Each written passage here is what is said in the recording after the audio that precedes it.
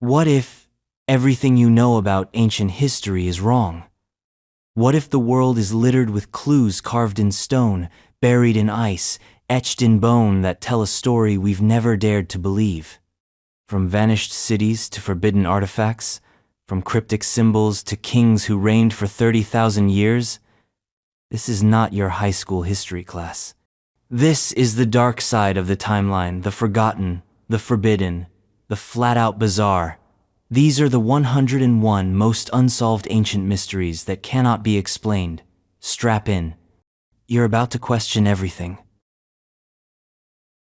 Before we dive head first into the abyss of ancient enigmas, hit that subscribe button so you never miss a single mystery we drag into the light. And hey, drop a comment below. Where are you watching from? And what time is it right now? Let's see just how far and wide this ancient rabbit hole stretches. The Kaimanawa Wall, New Zealand. In the heart of New Zealand's wilderness, where mist coils around ancient pines and silence lingers like an unspoken secret, lies a structure that shouldn't exist.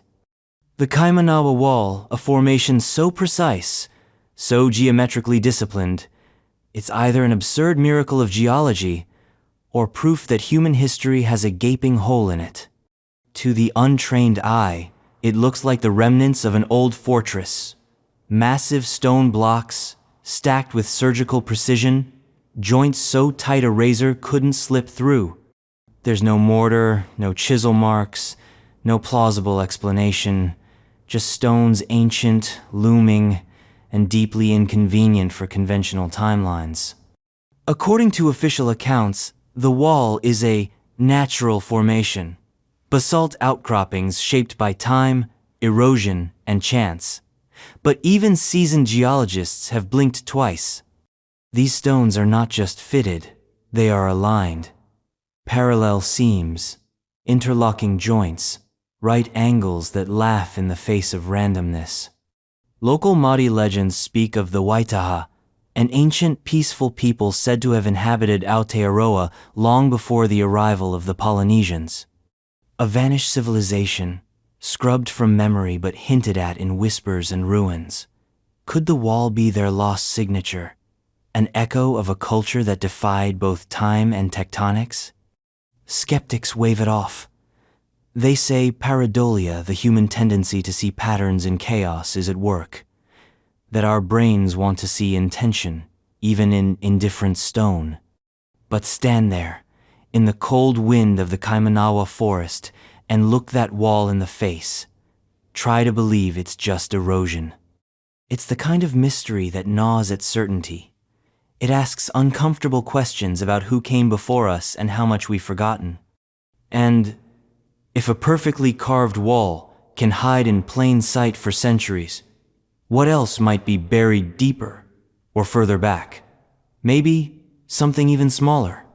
Something that shouldn't exist at all, not just because of its craftsmanship, but because of when it was found. Time to dig 320 feet into the past. The Nampa Dal, USA.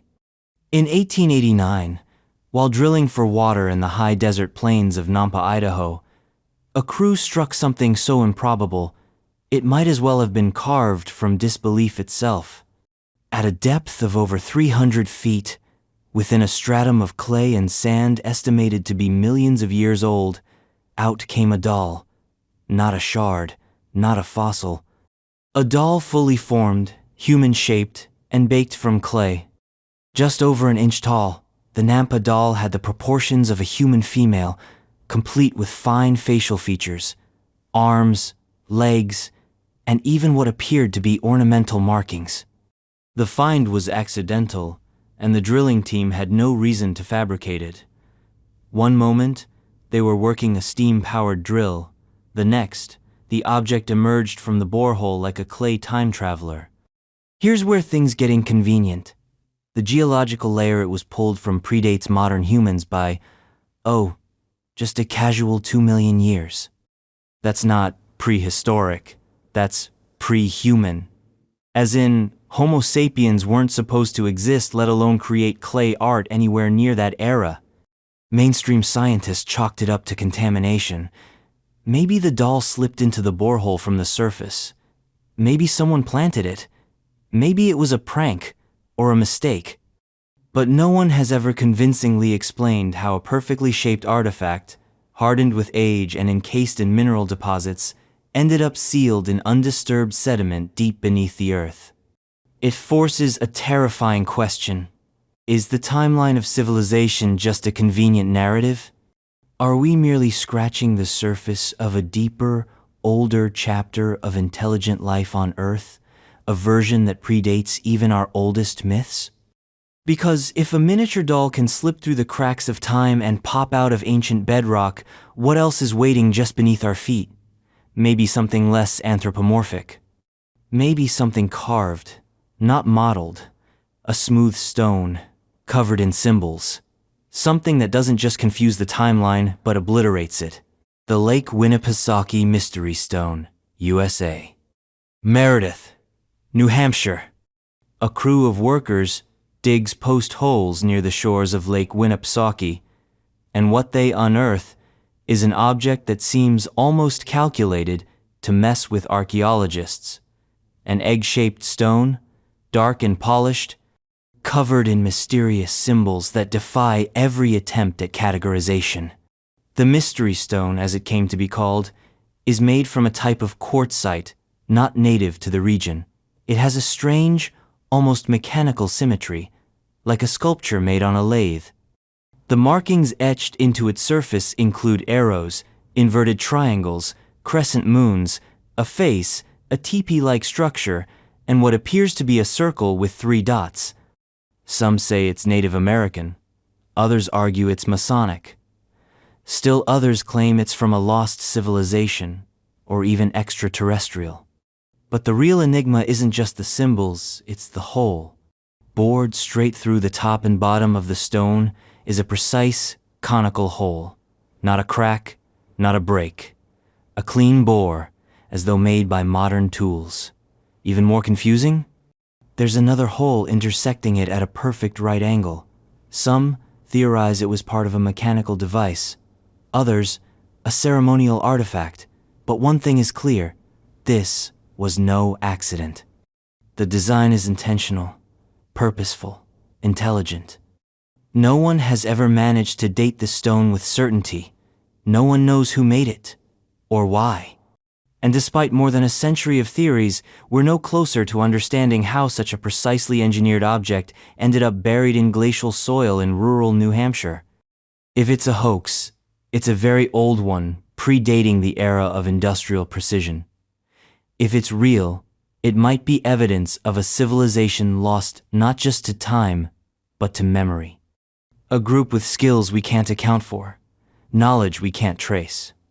And if this smooth, dark egg was just one clue, what happens when a civilization writes its knowledge in stone? Not with obscure symbols, but with entire scenes. Imagine a carving so strange, so out of place, that people think it's a diagram for an ancient light bulb. The Dendera Light, Egypt. Hidden deep in the stone womb of the Hathor Temple at Dendera, Egypt, is a carving that refuses to behave. It doesn't just look out of place, it looks out of time. Etched into the ancient walls, beneath the gaze of gods and kings, are elongated shapes held aloft by human figures. Shapes that, to the modern eye, look eerily familiar. A bulb, a filament, even a socket. Welcome to the Dendera Light. For decades, this bizarre relief has ignited debates more explosive than any archaeological find should reasonably allow. One camp sees mythology. The figures represent Egyptian deities, and the light bulb is merely a stylized lotus flower with a snake, the symbol of divine energy, emerging from it. The other camp sees a literal depiction of technology, an ancient form of electric lighting hidden in plain sight, thousands of years before Thomas Edison showed up with a patent. It sounds ridiculous. It should be ridiculous. But then you look at the carving. The bulb-like shape is transparent. Inside is a coiled serpent or wire. It rests on a base resembling a socket or insulator. Human figures hold it reverently, as if presenting a powerful device. Above it all hovers the jade pillar, a symbol commonly associated with stability, but also uncannily reminiscent of a modern electrical insulator. Is it proof of ancient tech, or proof that we're just projecting modern ideas onto old myths? That's the problem with artifacts that straddle the line between metaphor and mechanism. They force us to ask questions we aren't ready for.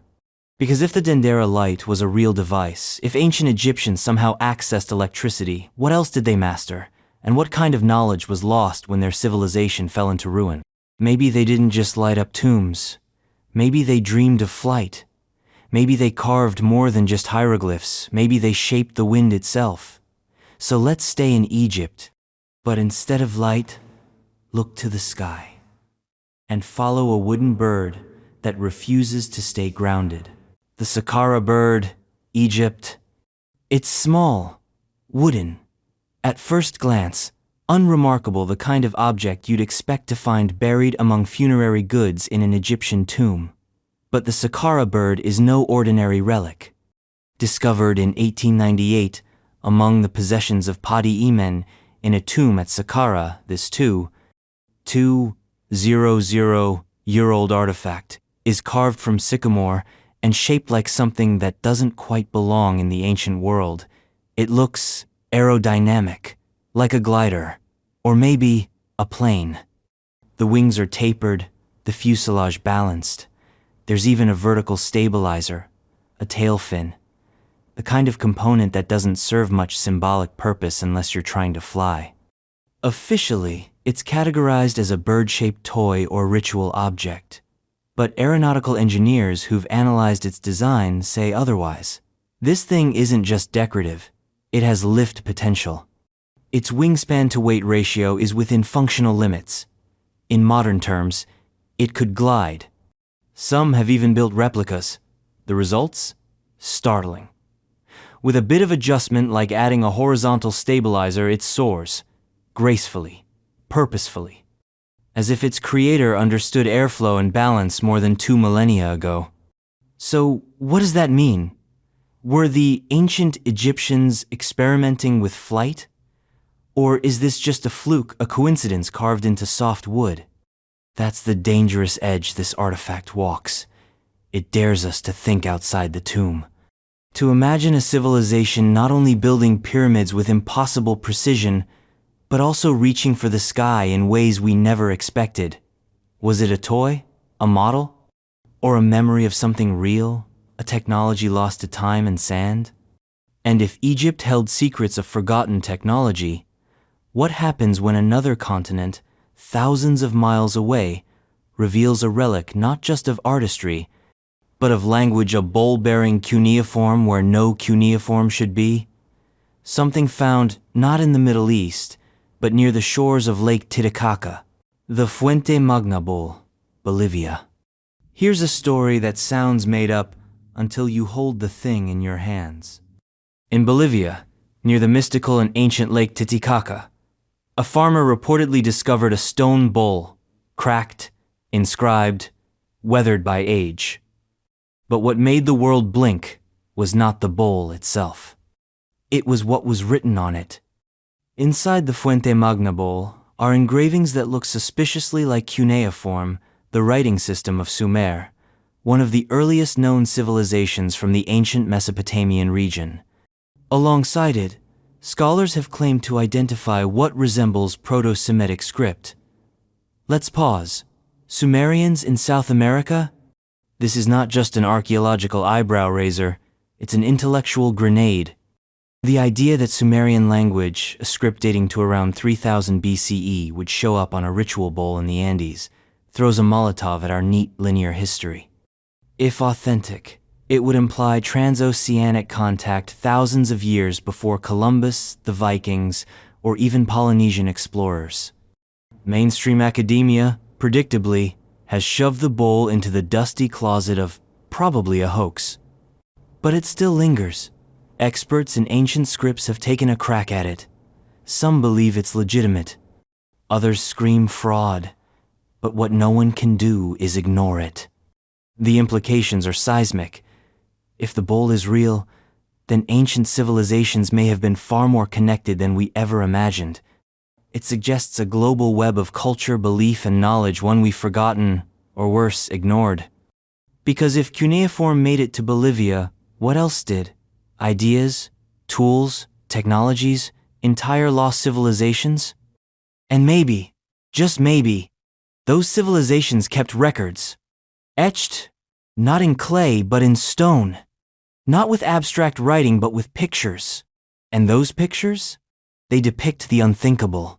Dinosaurs. Surgery. Telescopes. Time to enter one of the most controversial treasure troves ever uncovered. The Ica Stones, Peru.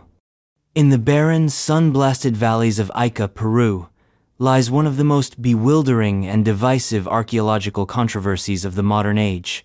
Thousands upon thousands of smooth andesite stones, carved with images that don't just bend the rules of history, they obliterate them. The Ica stones depict scenes so fantastical, they might as well be graphic novels from the distant past.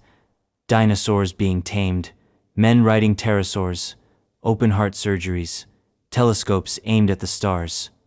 Maps of lost continents. In short, things no ancient human should have seen, known, or imagined.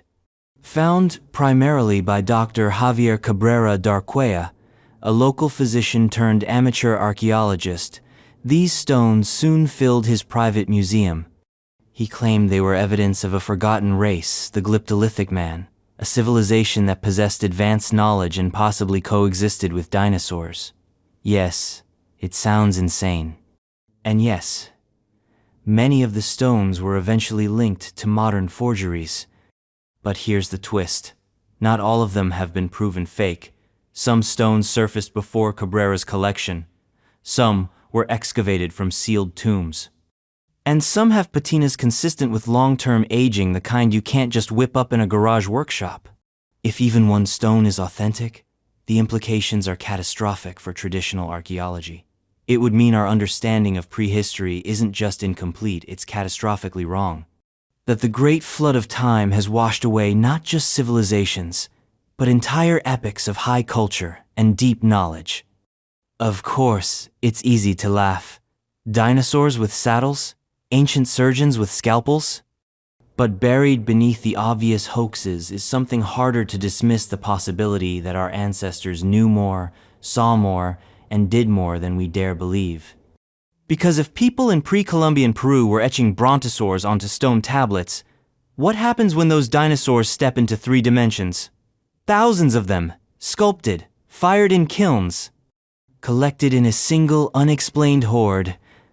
Let's cross into Mexico and meet the creatures of Acámbaro. 7 mysteries in and we're barely scratching the surface. If your brain's already doing backflips, hit subscribe so you don't miss where this is going. And while you're at it, drop a comment. Where in the world are you watching from? And what time is it right now? Let's map this mystery squad in real time. The Acámbaro figures, Mexico. In the dusty town of Acámbaro, Guanajuato, Mexico, a discovery in 1944 would ignite one of the most heated archaeological debates of the 20th century, and still smolders with controversy today. Waldemar Julsrud, a German-born hardware merchant, was riding his horse near El Toro Hill when he noticed something half buried in the ground. He unearthed a figurine, then another, then hundreds, eventually thousands. Over 30,000 ceramic artifacts were reportedly recovered, a staggering horde of humanoid statues, animals, and, most curiously, dinosaurs. Not just abstract dinosaurs, but distinctly identifiable species. Stegosaurus, Iguanodon, pterosaurs, and what looks eerily like a brachiosaurus with a saddle. You read that right. The figures show humans and dinosaurs coexisting, interacting, fighting, taming, riding. Scenes that, if genuine, would annihilate the current understanding of Earth's history. According to conventional science, dinosaurs went extinct 65 million years before humans showed up. There is no overlap. None. Zip.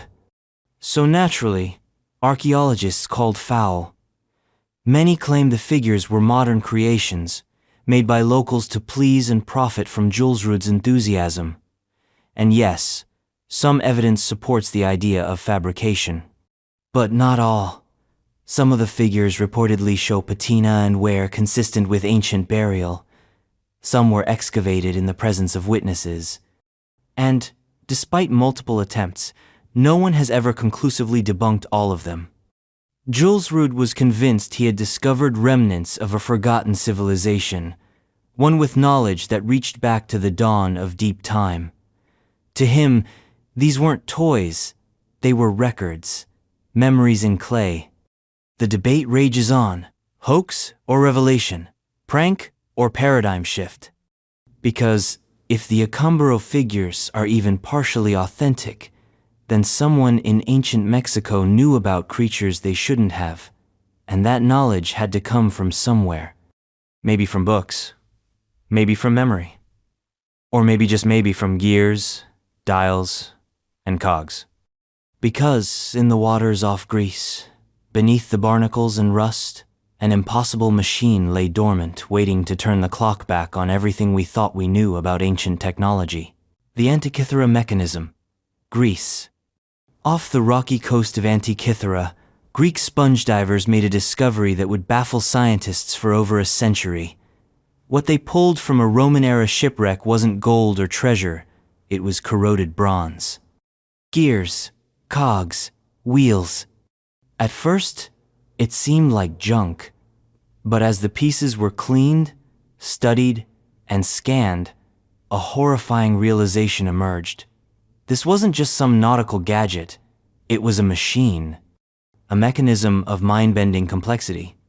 Dubbed the Antikythera mechanism, it is now considered the world's first known analog computer built sometime around 100 BCE and capable of predicting solar eclipses, charting planetary movements, and mapping the cycles of the moon. Let's not undersell this. The device is astonishingly advanced. It uses differential gears, a feature thought to have been invented in the 16th century. It incorporates a deep understanding of celestial mechanics, mathematics, and metallurgy.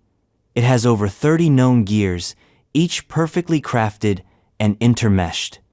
The real kicker? Nothing like it would appear again for over 1,000 years. There's no lead-up, no evolution, just this one miraculous object, and then silence. So where did it come from? Who built it? And why does its complexity exist in a vacuum? Some credit Archimedes. Others point to an anonymous genius lost to history. Some whisper of ancient knowledge, preserved in secret, or worse, completely forgotten by time's wrecking tide. The Antikythera mechanism is like finding a laptop in the ruins of Pompeii. It doesn't belong, and yet it exists. If anything, it proves that our ancestors were not primitives fumbling in the dark. They were thinkers, tinkerers, engineers, and maybe, just maybe, they had more than just knowledge. Maybe they had power. Because deep in ancient Mesopotamia, buried beneath the dust of Persia, lies a clay jar. Inside, copper, iron, acid residue. Some call it a battery, others call it a joke. But it might be the first electric charge in history. The Baghdad Battery, Iraq. It's the kind of thing you'd expect to find in a steampunk fantasy, not in a museum of ancient artifacts. A small clay jar sealed with asphalt. Inside it, a copper cylinder. Inside that, an iron rod. Together, they make up what's now famously known as the Baghdad Battery. Discovered near modern-day Baghdad in the 1930s, the artifact immediately triggered speculation. Could this be an ancient galvanic cell? In other words, a battery 2,000 years old? When replicated using electrolytes like vinegar or lemon juice, modern scientists found that it could indeed produce a small electric charge, not enough to power a city, but enough to tingle the mind. Mainstream archaeology has largely dismissed the battery theory, offering alternative explanations that the vessel was used for storing scrolls or for ritual purposes. But none of those uses explain the internal components. Why insulate an iron rod with a copper sleeve and seal it in an acid-proof jar? Here's where it gets even weirder. If it was a battery, what was it powering? Some suggest electroplating, an ancient technique to coat objects with gold or silver. Others propose medical uses, nerve stimulation, religious effects, a little zap of divine energy to convince the faithful. Whatever its purpose, the Baghdad battery is a smoking gun, evidence that ancient civilizations may have understood electricity in a practical, usable form, a knowledge forgotten, abandoned, buried. And once you open the door to ancient tech, it's hard to shut it again, because the next item isn't just old, it's cartographically terrifying. A map centuries ahead of its time that shows parts of the world no one was supposed to know existed, including a continent buried beneath ice. The Piri Reis map, Turkey. In 1929, as workers catalogued ancient texts in Istanbul's Topkapi Palace, they stumbled upon a tattered piece of gazelle skin parchment. What it depicted would rattle the foundations of historical geography. The Piri Reis map, drawn in 1513 by the Ottoman admiral of the same name, is a masterclass in cartographic disobedience. It doesn't just defy expectations, it insults them.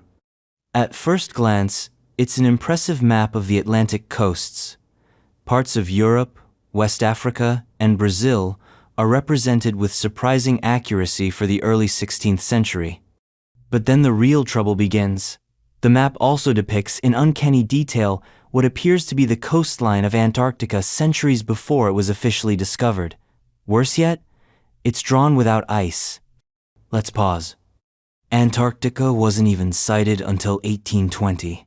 Yet this map, compiled from older sources, according to Piri Reis himself, not only includes it, but shows it as a warm, habitable landmass with mountains, rivers, and an ice-free shoreline. Geologists argue that the last time Antarctica was ice-free was somewhere around 6,000 to 13,000 years ago. Which raises the screaming question, who mapped it? Piri Reis credited ancient mariners, the maps of the ancients. He called them possibly dating back to Alexander the Great or earlier. Some believe this suggests a lost seafaring civilization with global reach and the ability to map entire coastlines with near-modern precision. Others think it's a case of chance or misinterpretation. But here's what you can't unsee. The map fits modern coordinates. The scales are weirdly consistent. And it includes geographical features that would have required aerial surveying or advanced geometry to chart. This wasn't drawn by accident. This was preserved. And if ancient cartographers were capable of mapping continents before they were buried under ice, what else did they leave behind, hidden in the stone and strata of time? Maybe something small, smooth, ancient, beyond reason. Something with perfect symmetry and grooves so precise it couldn't be natural, right? The Klerksdorp spheres, South Africa. In the mining town of Ottosdal, nestled deep in the gold-rich layers of South Africa's earth, miners uncovered objects that have no right to exist. They're not jewels, not fossils. They're metallic spheres, smooth, perfectly balanced, with strange parallel grooves etched around their circumference. Some are small enough to fit in the palm of your hand, others slightly larger. All of them? Old. So old, in fact, that they were pulled from pyrophyllite deposits estimated to be nearly 3 billion years in age. That's not a typo. 3 billion. They've come to be known as the Klerksdorp spheres, a collection of objects that look manufactured, or at least intelligently designed. Many are composed of a nickel-steel alloy not typically found in nature. And their symmetry is enough to make a machinist nervous. In some specimens, the grooves run parallel and equidistant, as if turned on a lathe, in an era before bacteria had figured out how to multicell. Mainstream science has one word: concretions. natural mineral growths formed under high pressure, spheres that happen to be round, grooves that happen to be there. But these explanations always dance around the real issue, the statistical improbability of such perfect forms, clustered together, emerging from untouched strata older than multicellular life. Some alternative theorists suggest they're remnants of an ancient intelligent civilization, one predating everything. Others say they could be artifacts of non-human origin. Evidence not just of forgotten history, but of other history. Of course, skeptics fire back with Occam's razor. Nature's weird, geology's weirder, but the spheres refuse to go away. They sit in museums, on shelves, behind glass mute riddles that time can't erode. If anything, they remind us that the deeper we dig, the less we understand. Because sometimes, the past isn't just older than we thought. It's smarter, sharper, stranger. And speaking of strange, let's jump from the bowels of the earth to the highlands of Scotland, to a stone covered in symbols, spirals, rings, concentric chaos carved with obsessive intent. A message from a time with no alphabet, only mystery. The Cocknow Stone, Scotland. Buried beneath a quiet patch of turf near Clydebank, Scotland, lies a slab of rock large enough to fit a house. But it's not the size that stuns, it's the carvings. Dozens of spirals, indentations, and circular patterns, a sprawling canvas of cryptic geometry. This is the Cocknow Stone, one of the most elaborate and mysterious sets of petroglyphs ever discovered in Europe. Discovered in the 1880s, and measuring roughly 42 by 26 feet, the stone is a prehistoric enigma, believed to date back nearly 5,000 years. Its surface is a swirling constellation of cup and ring marks, some joined by grooves, others isolated, like some Neolithic game board gone mad. The patterns are too precise to be random, too repetitive to be decoration, and too ancient to be understood. Scholars have thrown theories at it like darts. Some say it's a star map, others, a land chart, a ritual site, a warning, a cosmic calendar, but no one agrees, and no one knows. In the mid-20th century, the stone was reburied. Authorities feared it would be damaged by vandalism or exposure. Out of sight, out of mind. A metaphor for how modern society treats inconvenient relics, but the mystery refused to stay buried. The Cocknow Stone was re-excavated in 2015, revealing once again its strange, hypnotic patterns to a public that still had no idea what they meant.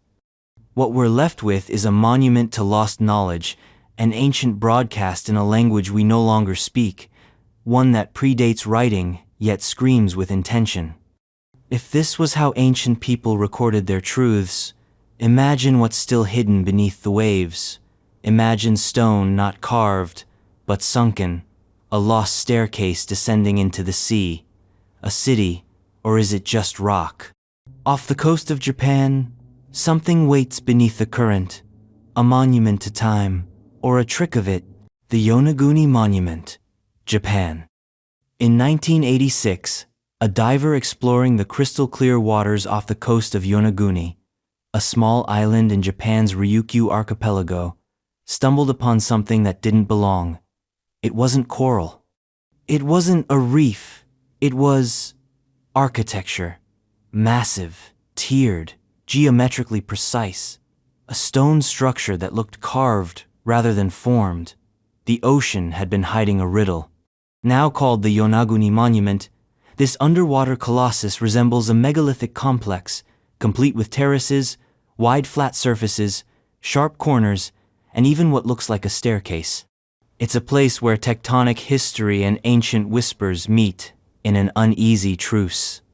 Mainstream geologists argue it's a natural formation, the result of tectonic activity and water erosion carving the sandstone into angular shapes over millennia. But that's a hard sell when you're staring at what looks like a sunken ziggurat. And then there are the extra details. The roads, the pillar, like structures, the potential altar. Patterns that echo human design more than natural chance. Some divers even report markings petroglyphs etched into the walls, although erosion makes verification slippery. Then there's the sheer scale. The main structure is over 490 feet long and rises nearly 90 feet from the seafloor. If it's artificial, it's a marvel of prehistoric engineering. If it's natural, it's the most arrogantly architectural rock the ocean has ever produced. But the kicker, Yonaguni may have been above sea level during the last ice age over 10,000 years ago. That places any hypothetical builders deep into the realm of lost civilizations well before the rise of Mesopotamia, Egypt, or even Göbekli Tepe. Was Yonaguni a temple? A fortress? A city drowned by cataclysm? Or is it simply the earth playing games with our pattern-hungry brains? Whatever the answer, one truth remains. The sea doesn't give up its secrets easily. And just across the ocean, in the turquoise waters of the Bahamas, another mystery lies submerged, a road paved in stone, or so it seems. The question is, did nature build it, or did we just forget who did? The Bimini Road, Bahamas. In 1968, off the coast of North Bimini Island in the Bahamas, divers found what looked like the foundation of a lost world, a path of massive, flat limestone blocks aligned in a near-perfect linear formation under the sea. Welcome to the Bimini Road, a name as innocuous as a vacation brochure, but hiding one of the most persistent enigmas in modern archaeology. The stones stretch for over half a mile, some as large as 13 feet across. They're mostly rectangular, closely fitted, and appear to form what looks like a submerged pier or breakwater. From above, it looks man-made, too organized, too consistent to be a coincidence. Atlantis theorists pounced. The find was conveniently close to the area that Edgar Cayce, the sleeping prophet, had predicted as the site of a rediscovered Atlantean city. Cue the headlines. Cue the documentaries. Cue the derision from academia. Geologists point to natural beach rock fracturing, a common process where limestone breaks along vertical and horizontal planes, creating shapes that mimic masonry. And yes, nature can fake a lot of things. But can it fake alignment? Right angles? A double-tiered layout with a look of deliberate construction? Some divers have reported finding stone circles nearby. Others claim to see what looks like foundations or rooms. But with decades of oceanic wear and algae growth, the line between artifact and accident blurs with each passing tide. The Bimini Road has never been definitively explained. It sits in the strange, no man's land of maybe natural, maybe engineered, maybe both. But if it is the remnant of a civilization swallowed by the sea, then that civilization was working on a scale we've long since forgotten. A scale of monuments and myths, of knowledge etched in stone so tightly you can't even fit a credit card between the seams. Which brings us to Peru, to a mountain stronghold built not just to last, but to defy logic itself. Stones heavier than cars, shaped like puzzles, placed with inhuman precision without a drop of mortar. The Sacsayhuaman Walls, Peru.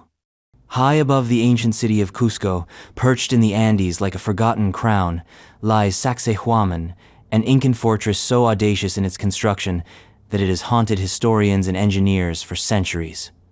Its walls are a staggering testament to lost skill, lost knowledge, and lost sanity. We're talking about stones, not bricks. Stones some weighing over 100 tons, cut with such precision that they interlock like jigsaw pieces. No mortar, no filler, just gravity and genius. The stones don't just fit together, they flow. Curves and angles that lock into place with such exactitude that even today, engineers struggle to explain how they were moved, let alone shaped. Some pieces have up to 12 angles, and yet they slide together like factory-formed parts. And here's the kicker. The fortress isn't even symmetrical. The walls zigzag, a serpentine design thought to have defensive advantages or perhaps astronomical significance. Some believe it mirrors the shape of a lightning bolt. Others, the teeth of a jaguar, a sacred animal to the Inca. No one knows exactly how the stones were transported. No wheels, no cranes, no iron tools, and they're not made from local material either. Many had to be dragged miles over mountainous terrain. Modern tests using teams of workers and ropes have failed to replicate the feat. It's like someone turned the Andes into Legoland for giants. Mainstream archaeology credits the Inca, but even among scholars, there's quiet awe and the occasional whisper that the methods have been lost, forgotten, perhaps on purpose, buried with the builders. And if walls this perfect can be raised in an age with no machines, what else did the ancients pull off while we were still scratching rocks in caves? How about art that spans miles, only visible from the sky, drawn by a civilization that, as far as we know, never left the ground? Prepare to zoom out, because now we're stepping into the desert canvas of the gods. The Nazca Lines, Peru. In the dry, silent expanses of the Nazca Desert in southern Peru, something vast and inexplicable stretches across the landscape like the markings of titanic beings. From the ground, it looks like nothing, shallow grooves in the sand, random and disjointed. But take to the air, and the impossible reveals itself. Spanning over 50 miles, the Nazca Lines form enormous geoglyphs, birds with wingspans wider than football fields, monkeys with spiraled tails, hummingbirds, spiders, lizards, and even geometric shapes that look like landing strips, labyrinths, or, depending on your level of paranoia, circuit boards. These weren't scratched on a whim. They were engineered, carved with mathematical precision into the stony desert crust. And they've lasted for more than 1,500 years, preserved, not by magic, but by the eerie stillness of the Nazca region, which sees almost no rain and barely any wind. Who made them, and why? The Nazca people, a pre-Inca civilization, are the likely creators. But how they created such perfect proportions without aerial perspective remains a mystery. Did they have hot air balloons, as some fringe theorists suggest? Or did they painstakingly use grids and ropes to scale up their designs? Either answer only deepens the awe. As for the purpose, theories range from astronomical calendars to ritual pathways walked in religious ceremonies. Some lines align with solstices, others seem to point to water sources. Still others? They're just weird. And then there's the alien theory. The idea that the lines were signals to sky gods or runways for ancient spacecraft. Pure pseudoscience? Maybe. But it's hard to look at the scale and precision without wondering what kind of mind or purpose was at work here. Because the Nazca Lines are not doodles. They're declarations, etched into the earth by a people who wanted to be seen not by neighboring tribes, but by something far above. And if these skyglyphs are the messages, maybe the temples nearby were the receivers. Let's journey to a little island in the Mediterranean, where a forgotten civilization built something colossal, something older than the pyramids, and we still don't know why. The Gigantia Temples, Malta. Before the Great Pyramid, before Stonehenge, before the word civilization had even taken root, there were the Gigantia Temples, megalithic monuments on the Maltese island of Gozo, built by a prehistoric culture around 3600 BCE. That's older than Sumer, older than the Bible, older than pretty much anything with columns. And yet, somehow, these temples still stand. The name Gantija comes from the Maltese word for giant, and it's easy to see why. The limestone blocks used in construction weigh up to 50 tons. The outer walls rise with brutal confidence, curving in semicircular apses that give the complex a sense of sacred enormity. This wasn't just shelter. This was theology carved into stone. But here's the kicker. We have no idea how they did it. The people who built Gantija had no metal tools, no wheels, no pulleys, just stone, bone, and maybe rope. Yet they moved mountains. Some blocks are over 20 feet long. They had to be quarried, shaped, and transported across rugged terrain, then stacked with surgical precision. Inside the temples are altars, stone furniture, and mysterious oracle holes. Offerings of animal bones suggest ritual sacrifice, but there are no written records, no mythology, just structure and silence. What kind of society was this? What did they believe in, and why did they vanish, leaving their greatest works behind? Some researchers argue the temples were aligned to celestial bodies, hinting at an advanced understanding of astronomy. Others suggest a matriarchal religion centered on fertility, based on the voluptuous figurines found nearby. Still others whisper about a civilization older than recorded history, one that left only stone breadcrumbs behind. Whatever the answer, the Gantija temples remain an anomaly, a scream from the Stone Age that echoes louder than most written histories. And as we step away from Malta's sun-baked ruins, we follow the ghost of water toward a river that was once sacred, once mighty, now vanished. Not mythical, not metaphor, but real. Traced in satellite images and remembered in ancient hymns. Its name? Saraswati. The Saraswati River, India. It's a river that doesn't exist except in myth, scripture, and the stubborn scars it left across the land. The Saraswati River is one of ancient India's greatest enigmas, a waterway praised in the Vedas, worshipped as a goddess, and mourned like a lost limb. Mentioned over 50 times in the Rig Veda, the Saraswati is described as a powerful, life-giving river, wide, deep, and sacred. The hymns place it alongside the Ganges and Yamuna, forming a triad of spiritual geography. But here's the twist. The Saraswati doesn't appear on modern maps. It's gone, dried up, erased. For years, scholars dismissed it as poetic invention, a mythical river conjured to satisfy religious narrative. But then came the satellites. Remote sensing data revealed the ghost of a massive paleo channel, an ancient riverbed running through modern-day Haryana and Rajasthan. Dried tributaries, subterranean flows, sediment deposits, all pointing to a once mighty river.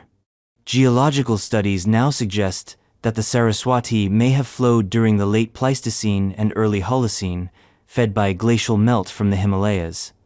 At its peak, it may have rivaled the Indus in volume. So what happened? The prevailing theory: tectonic shifts diverted its sources. Climate change dried its bed. Over centuries, the river died not in a day, but drop by drop. But this isn't just hydrology. It's history. Along the former course of the Saraswati lie hundreds of archaeological sites, pottery, tools, remnants of cities. Some predate the Indus Valley civilization. It suggests a cradle of culture now buried in dust, forgotten because the river that nourished it vanished. What else died with the Saraswati? What knowledge? What ritual? What unrecorded philosophies? Because a civilization without water is a body without blood. And when the river disappears, the script goes with it. Which brings us to a remote volcanic island, thousands of miles across the ocean, where a language still stares back at us, carved into driftwood, unread, unsolved, a script that may never speak. The Easter Island Rongorongo script, Chile. Easter Island Rapa Nui is already a place soaked in mystery. Everyone knows the Moai statues, massive stone heads gazing inland as if guarding something forgotten. But far less famous and far more baffling is what those statues left behind. Not in stone, in wood, on dozens of carved tablets covered in looping, almost alien glyphs. It's called Rongorongo, and it remains utterly unreadable. First discovered by European explorers in the 19th century, the Rongorongo script is composed of hundreds of unique symbols, many resembling animals, plants, tools, or abstract patterns. They're arranged in a boustrophedon format, where each line alternates direction, like an ox plowing a field. It's mesmerizing to look at, and utterly indecipherable. To this day, no one has cracked it. Linguists can't even agree if it's a writing system or a mnemonic device. Some think it's a proto-writing symbolic rather than phonetic. Others argue it could encode a full language, possibly the only example of independent script invention in Oceania. And here's the catch. Every trace of the spoken form has vanished. The islanders themselves had already stopped using the script by the time outsiders arrived. Colonization, slavery, and disease wiped out the oral traditions that could have served as a Rosetta Stone. There are fewer than 30 surviving Rongorongo objects. Most are damaged. Some are likely forgeries. But even the genuine ones whisper of a deep, literate culture that valued written knowledge and lost it in silence. Theories abound. Was Rongorongo sacred, restricted only to a priestly elite? Was it a record of genealogy, astronomy, ritual? Or something darker like prophecies, warnings, or a record of societal collapse? We may never know, but one thing is certain. The people who carved these glyphs were not illiterate statue builders. They were philosophers, priests, poets. Their language is out there, not dead, just waiting. And perhaps they weren't the only ones crafting spherical enigmas. Thousands of miles away, on a beach in New Zealand, the sea spits out orbs of uncanny symmetry, too perfect to be chance, too smooth to ignore. The Moeraki Boulders, New Zealand. Imagine walking along a wind-beaten beach on the coast of New Zealand and finding yourself surrounded by giant marbles. Not man-made, not placed there, just sitting. Half buried in sand-like eggs from a stone-blooded leviathan. Welcome to Koakohe Beach, home of the Moeraki Boulders, nature's most geometrically arrogant rocks. These spherical boulders are huge, some over 2 meters in diameter and startlingly smooth. They look engineered, like relics from a forgotten machine. Many are perfectly round, others cracked open like stone geodes, revealing crystalline guts that sparkle in the sun. Scientists will tell you they're septarian concretions, mineral deposits that formed slowly over millions of years as mud hardened into rock around organic cores. But the explanation doesn't kill the wonder. Because what nature can do, and what it usually does, are two very different things. These stones are too symmetrical, too deliberate. It's as if the earth was experimenting with sculpture before life even got interesting. Maori legends offer another take. According to local lore, the boulders are calabashes and eel baskets from the great canoe Araite Uru, wrecked off the coast in ancient times. It's a poetic myth, one that wraps the inexplicable in spiritual narrative, as good myths always do. The Moeraki boulders aren't alone either. Similar formations appear in a few places worldwide, but rarely. With this size, density, and eerie uniformity, they seem out of place, timeless, alien in their orderliness. And here's the kicker. Some of them look sculpted, etched, carved by forces we don't fully understand. Could they have been shaped, altered, used as markers by ancient cultures that vanished long before history began? Maybe. Or maybe they're just beautiful lies told by geology. But if nature shaped these spheres, what happens when humans did the same, not just for beauty, but with meaning, belief, and ceremony? What if they took wood and carved into it something older than any known statue, something that survived not in stone, but in a swamp? The Shigir idol, Russia, buried deep within the muck of a Siberian peat bog, where decay is slowed to a crawl and time forgets its own rules, a shard of wood was pulled from the earth in 1894. What followed was the slow, staggered resurrection of one of humanity's most haunting relics, the Shigir idol, the oldest known wooden sculpture in the world. Dated to around 11,000 years ago. Yes, 11,000. The idol predates the Egyptian pyramids by over 8,000 years. It's older than writing, older than agriculture. It was carved when humans were still hunter-gatherers, drifting through the Ice Age's aftermath. And yet, it's stunning. Over 9 feet tall in its reconstructed form, The Shigir idol is covered in geometric carvings, zigzag patterns, and humanoid faces stacked like totems. Each symbol is deliberate, etched with stone tools into larch wood. The precision is jaw-dropping. These were not random etchings. This was a language, or a code, or a story we've forgotten how to read. Scientists believe it was a sacred object, possibly tied to ancestor, worship, ritual, or myth.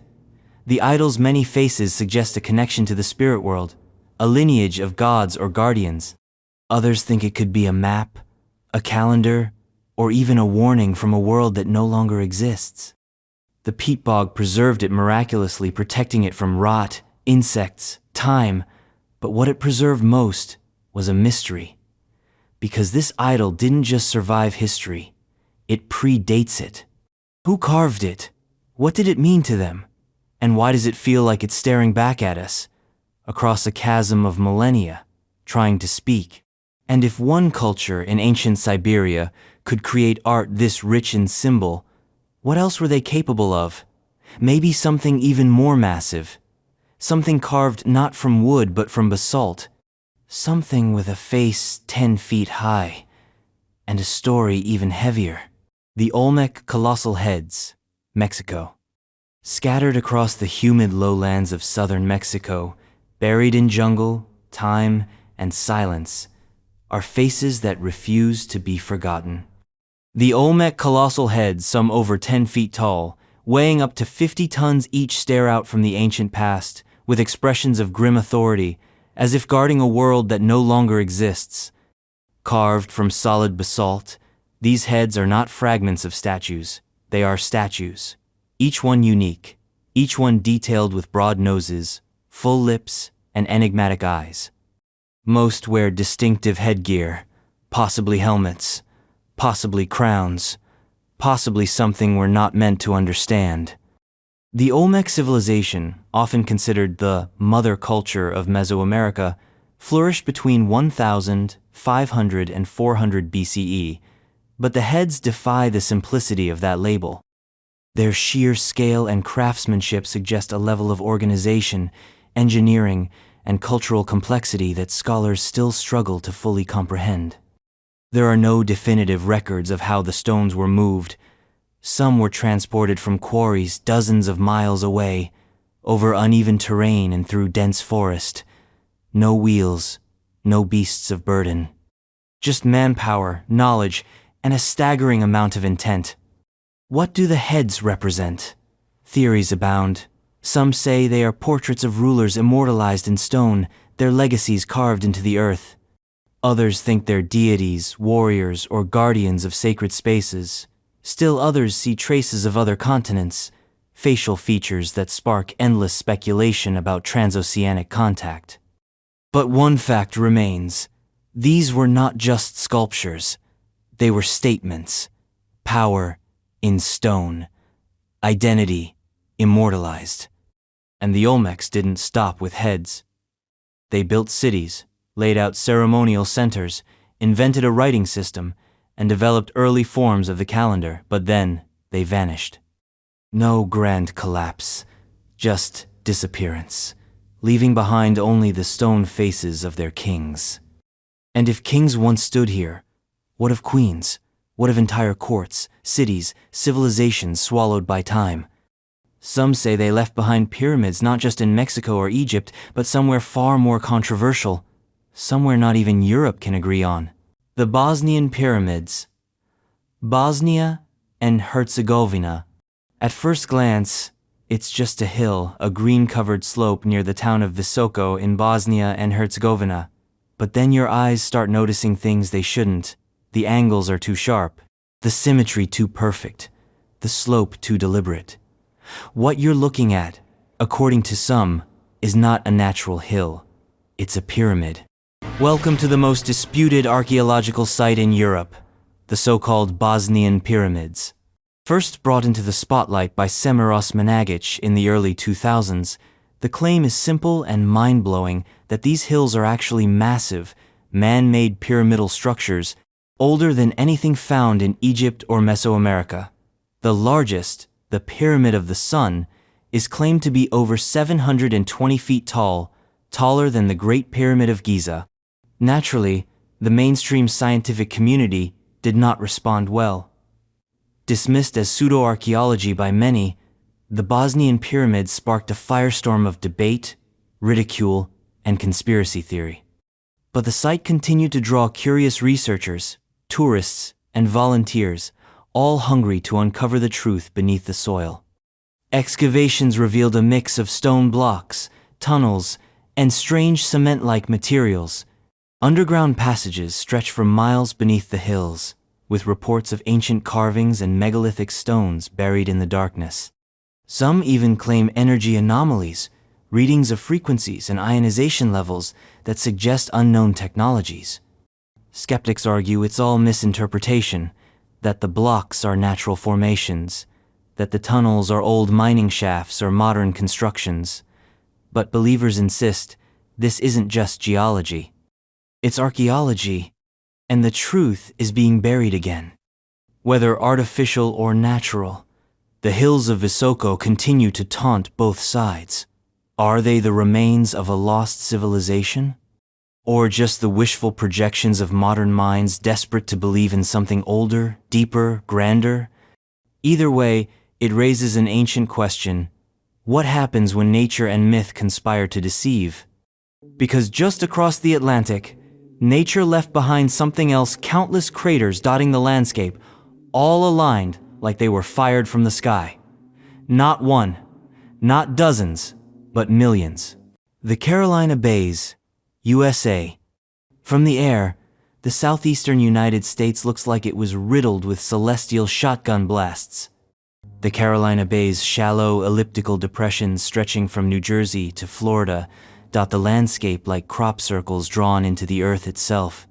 There are millions of them, and no one knows exactly how they got there. These ovals are eerily consistent. Most are aligned northwest to southeast. Many are rimmed by elevated edges, often sand. They vary in size, from football field dimensions to several miles long. Some are dry, others swampy, others home to lakes, but all share that strange, egg-like symmetry. Geologists have tried to explain them away. The current mainstream theory? Wind and water erosion during the Ice Age, creating these shapes over thousands of years. That sounds reasonable until you realize how identical they are in orientation. It's as if they were all made by the same force, in the same moment. Alternative theories quickly spiral into the dramatic. One suggests a meteor or comet exploded in the atmosphere, sending high-velocity fragments hurtling to Earth, scooping out elliptical craters upon impact. Others argue they're remnants of ancient glacial movements, or even the scars of a civilization-wrecking disaster erased from human memory. There's no single smoking gun, no definitive proof, just a landscape shaped like a pattern, and patterns, as we've seen, rarely lie. Native American lore speaks of great fires from the sky, floods, and upheaval. Some researchers believe the bays align with tales of cataclysm, woven into the oral histories of tribes who lived on the land for generations. So what are the Carolina Bays? Impact craters? Ancient lake beds? Natural oddities? Or evidence of something our textbooks aren't ready to include? Because sometimes, ancient mystery doesn't come in the form of a pyramid or a statue. Sometimes, it rusts in silence, a network of corroded metal pipes embedded in solid rock. Somewhere they have no business being. The Beigong Pipes, China. In the remote highlands of Qinghai Province, near the salty and desolate Lake Tosan-hu, stand the crumbling remnants of a pyramid-shaped mountain known as Mount Beigong. Not the kind of place you'd expect controversy. But beneath its wind-blasted slopes lies one of the most enigmatic archaeological puzzles of modern China, the Beigong Pipes. Embedded in the rock, and even extending into the nearby lake bed, are clusters of what appear to be metallic pipes. Hollow, branching, some as wide as a dinner plate, others finger-thin. They're fused into the rock itself, sometimes jutting out at impossible angles, as though part of a vast and ancient infrastructure system.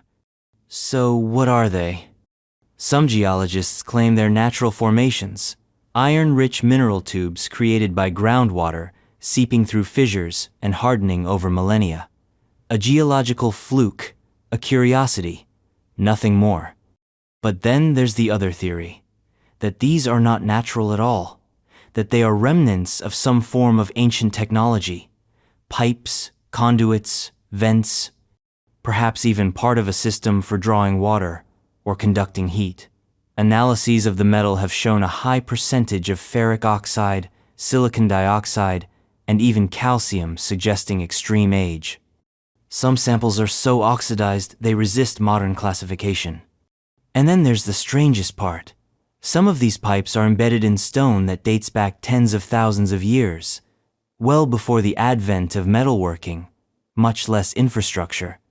Skeptics dismiss the claims outright. Believers say this is proof of an advanced civilization or an influence even more alien, literally. Whatever the truth, the Bagong pipes remain one of those artifacts that refuses to sit quietly in a museum. They beg questions science isn't ready to answer. And like all the best mysteries, they don't just challenge our understanding of history. They mock it. And if a system of buried metal lies forgotten beneath a remote mountain, what about something hiding in plain sight beneath a church, under a town, masquerading as a hill? What if the largest pyramid on Earth was never in Egypt, but Mexico? The Great Pyramid of Cholula, Mexico. You wouldn't know it at first glance. Covered in grass and crowned by a colonial-era church, the Great Pyramid of Cholula doesn't look like a pyramid. It looks like a hill with a steeple on top. A quaint backdrop to a postcard. But beneath that surface lies the largest pyramid in the world, by volume larger, even than Giza, built by a civilization most people can't name. Rising over 180 feet and covering a base 4 times larger than the Great Pyramid of Giza, the Cholula Pyramid wasn't built in a day, or a year, or even a century. It was constructed in layers over hundreds of years, possibly by different cultures, starting with the mysterious Olmeca Yicalanca people around 300 BCE. Its ancient name? Tlaquehualtepetl, the man-made mountain. The pyramid was abandoned long before the Spanish arrived, and over centuries, earth and vegetation consumed it. By the time Hernán Cortés reached Cholula in the 16th century, the pyramid was invisible, a grassy hill. The Spanish, in their usual ironic flair, built a church right on top, Iglesia de Nuestra Señora de los Remedios. It wasn't until the early 20th century that excavations revealed the truth. Tunnels bored through the hill, exposed massive staircases, altars, and murals, one of which, the Mural of the Drinkers, is the longest pre-Columbian mural in the Americas. A scene of ritual intoxication and perhaps divine communion. But here's the deeper mystery. Why was it buried? Was it forgotten naturally, or was it intentionally hidden? Were the people protecting it from something, or trying to erase a memory too dangerous to remember? The Great Pyramid of Cholula is not just an architectural marvel, it's a monument to forgetting, a sacred skyscraper swallowed by time, faith, and foliage. And if a civilization can build a mountain and then vanish beneath it, what else might have disappeared? What about entire continents? Kingdoms that stretched into the Arctic, where the sun barely rises, but the myths never set. The Hyperborean civilization, Arctic. In the icy fog of ancient myth and speculative history, few names echo with as much mystery as Hyperborea. Mentioned by Herodotus, hinted at in Pythagorean texts, and whispered across esoteric philosophies, Hyperborea was said to be a land of eternal spring far to the north, beyond the icy breath of the boreas wind. It was a place untouched by war, disease, or decay. A civilization of peace, enlightenment, and impossible longevity. Its people lived 1,000 years and worshipped the sun, which never set on their paradise. Think Atlantis, only colder, more remote, and even harder to prove. But Was it just a myth? Some believe Hyperborea was more than just poetic allegory. They point to ancient maps, showing lands near the North Pole split by 4 rivers. They cite Native American, Siberian, and Norse legends that speak of a northern homeland, a sacred place their ancestors fled from after cataclysmic upheaval, a flood, a freeze, a forgotten war. Alternative theorists go further. They connect Hyperborea to megalithic structures aligned with polar stars, to unexplained ruins in the Russian Arctic, to underground tunnels that stretch for miles beneath the permafrost. Some even claim that ancient texts hint at a pre-cataclysmic civilization that thrived in the Arctic before the tilt of the Earth shifted. Mainstream scholars roll their eyes. To them, Hyperborea is symbolic and idealized metaphor for divine harmony, a utopia never meant to be taken literally. But symbols don't get etched onto maps, and stories don't echo across cultures unless there's a whisper of truth. What if Hyperborea was real? A polar Shangri-La buried beneath miles of ice and silence? If so, then what relics still lie trapped in frozen tombs, not of kings, but of technology, philosophy, and time itself? And maybe, just maybe, one of those ancient cultures left behind blueprints, not on paper, not on stone, but in sacred stories of cities in the clouds and chariots in the sky, where mythology collides with machinery and gods descend in flying palaces. The Rama Empire, India. Buried deep within the verses of the Ramayana and the Mahabharata, woven into the spiritual DNA of India, is a civilization so ancient and advanced it reads more like science fiction than scripture. The Rama Empire, or the Kingdom of Rama, isn't just a mythical setting for divine battles. To some, it's the blueprint for a forgotten era of technological enlightenment. Said to have existed over 12,000 years ago, Rama was described as a sprawling, utopian civilization with magnificent cities, advanced architecture, and most tantalizingly flying machines known as vimanas, not metaphorical, literal. These vimanas, according to the texts, were not birds or poetic metaphors for the soul. They were vehicles. Airborne machines with the power to hover, maneuver, and even wage war from the skies. Some descriptions detail propulsion systems, cylindrical designs, and high-speed mobility sounding eerily similar to rockets or aircraft. Could these be mythological exaggerations? Of course.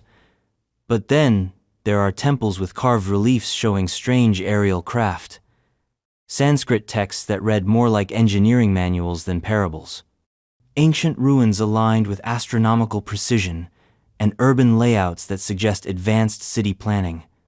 Mainstream historians treat the Rama Empire as purely allegorical, a divine setting for moral epics.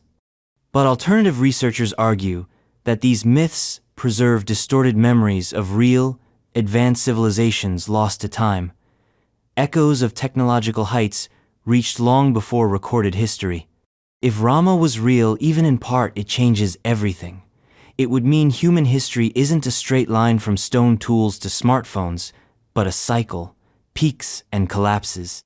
Civilizations that rose to greatness and then fell into silence. And some say Rama didn't fall alone. Because deep in the Amazon jungle, explorers once hunted for a city of gold, not metaphorical riches, but actual golden streets and sky-reaching towers. A city known only by a single letter, Z. The lost city of Z, Brazil. Hidden beneath the suffocating canopy of the Amazon rainforest is a mystery so dense it swallowed men whole. Among them, Percy Fawcett, a British explorer, soldier, and man of iron resolve, who vanished in 1925 while searching for what he believed was an ancient, advanced city buried somewhere in the uncharted wilds of Brazil. He called it simply Z. Fawcett wasn't chasing legend blindly. He had a map, indigenous accounts, stone inscriptions, tales of a forgotten metropolis, older than the Incas, brimming with complex architecture, metallurgy, and a society that rivaled anything in the ancient world. Z was no El Dorado, no dream spun from gold fever. Fawcett believed it was a real, historical city, evidence that the Amazon once supported vast urban civilizations, that the jungle, far from being untouched wilderness, had been home to empires, networks of roads, and vast populations. His theories were ridiculed. Scholars dismissed the idea as romantic nonsense. After all, the rainforest was too hostile, too nutrient-poor to support civilization, or so they thought. Fawcett never returned. His disappearance sparked countless expeditions, many of which also ended in failure, madness, or death. But over the decades, satellite imagery and LiDAR scans have revealed something astonishing: geometric earthworks, massive mounds, grid-like patterns beneath the trees. Proof that Fawcett may have been right. Something was there, maybe not a city paved in gold, but settlements, roads, a culture erased by time, disease, and colonial destruction. Z might not be a name, but a placeholder, a symbol for everything we still haven't uncovered in one of Earth's last frontiers. And if Z existed, what else lies beneath the jungle? What other scripts, tools, or bones sleep under the roots? Maybe even a forgotten language carved into stones, bones, and clay. Found in a quiet field in France, where no one expected to find anything, let alone tablets that refused to conform to history. The Glozell artifacts, France. In 1924, in a sleepy patch of farmland near Vichy, France, a teenage boy and his grandfather were digging in their field when they struck something hard. What emerged wasn't just a fluke, it was a portal. Clay tablets, stone tools, bone fragments, and engraved ceramics began pouring out of the earth. By the time they stopped counting, over 3,000 objects had been unearthed. Welcome to the Glozell Enigma, a discovery that infuriated archaeologists, baffled linguists, and may have rewritten the map of prehistoric Europe, if anyone had been willing to believe it. The artifacts bore strange inscriptions, a script no one could read. Some resembled Phoenician, others looked vaguely runic, but the dating made everything murky. Some items tested to the Iron Age, others to the Neolithic, still others seemed medieval. Too wide a gap, too many contradictions.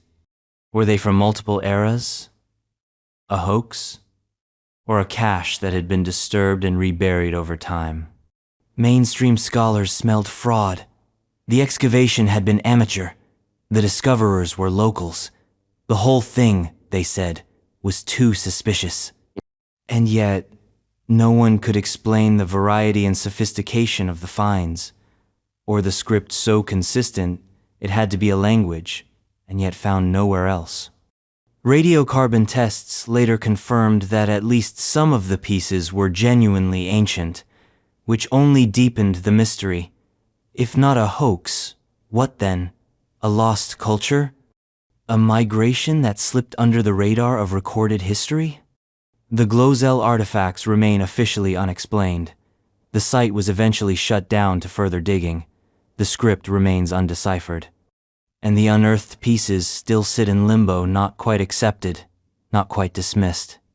Because Glozell didn't just raise questions, it raised the dead, speaking in a tongue no one remembered, from a world no one expected.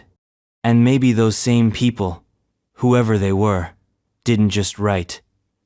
Maybe they carved. Not words, but stone vessels of impossible weight and beauty.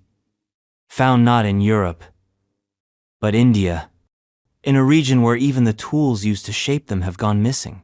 The Malabar giant stone vessels, India, tucked within the tropical forests and highlands of India's Malabar region, lie a collection of artifacts that quietly defy explanation. Enormous, meticulously carved stone vessels, some so massive that moving them today would require cranes. These are not casual urns or decorative basins. These are monoliths, containers carved from single blocks of stone, their purpose lost, their makers unknown. Scattered across Kerala and parts of Karnataka, these vessels are shaped like oversized cauldrons or vats, often measuring several feet in diameter and height. What's immediately striking is their precision. The walls are consistently thick. The symmetry is astonishing.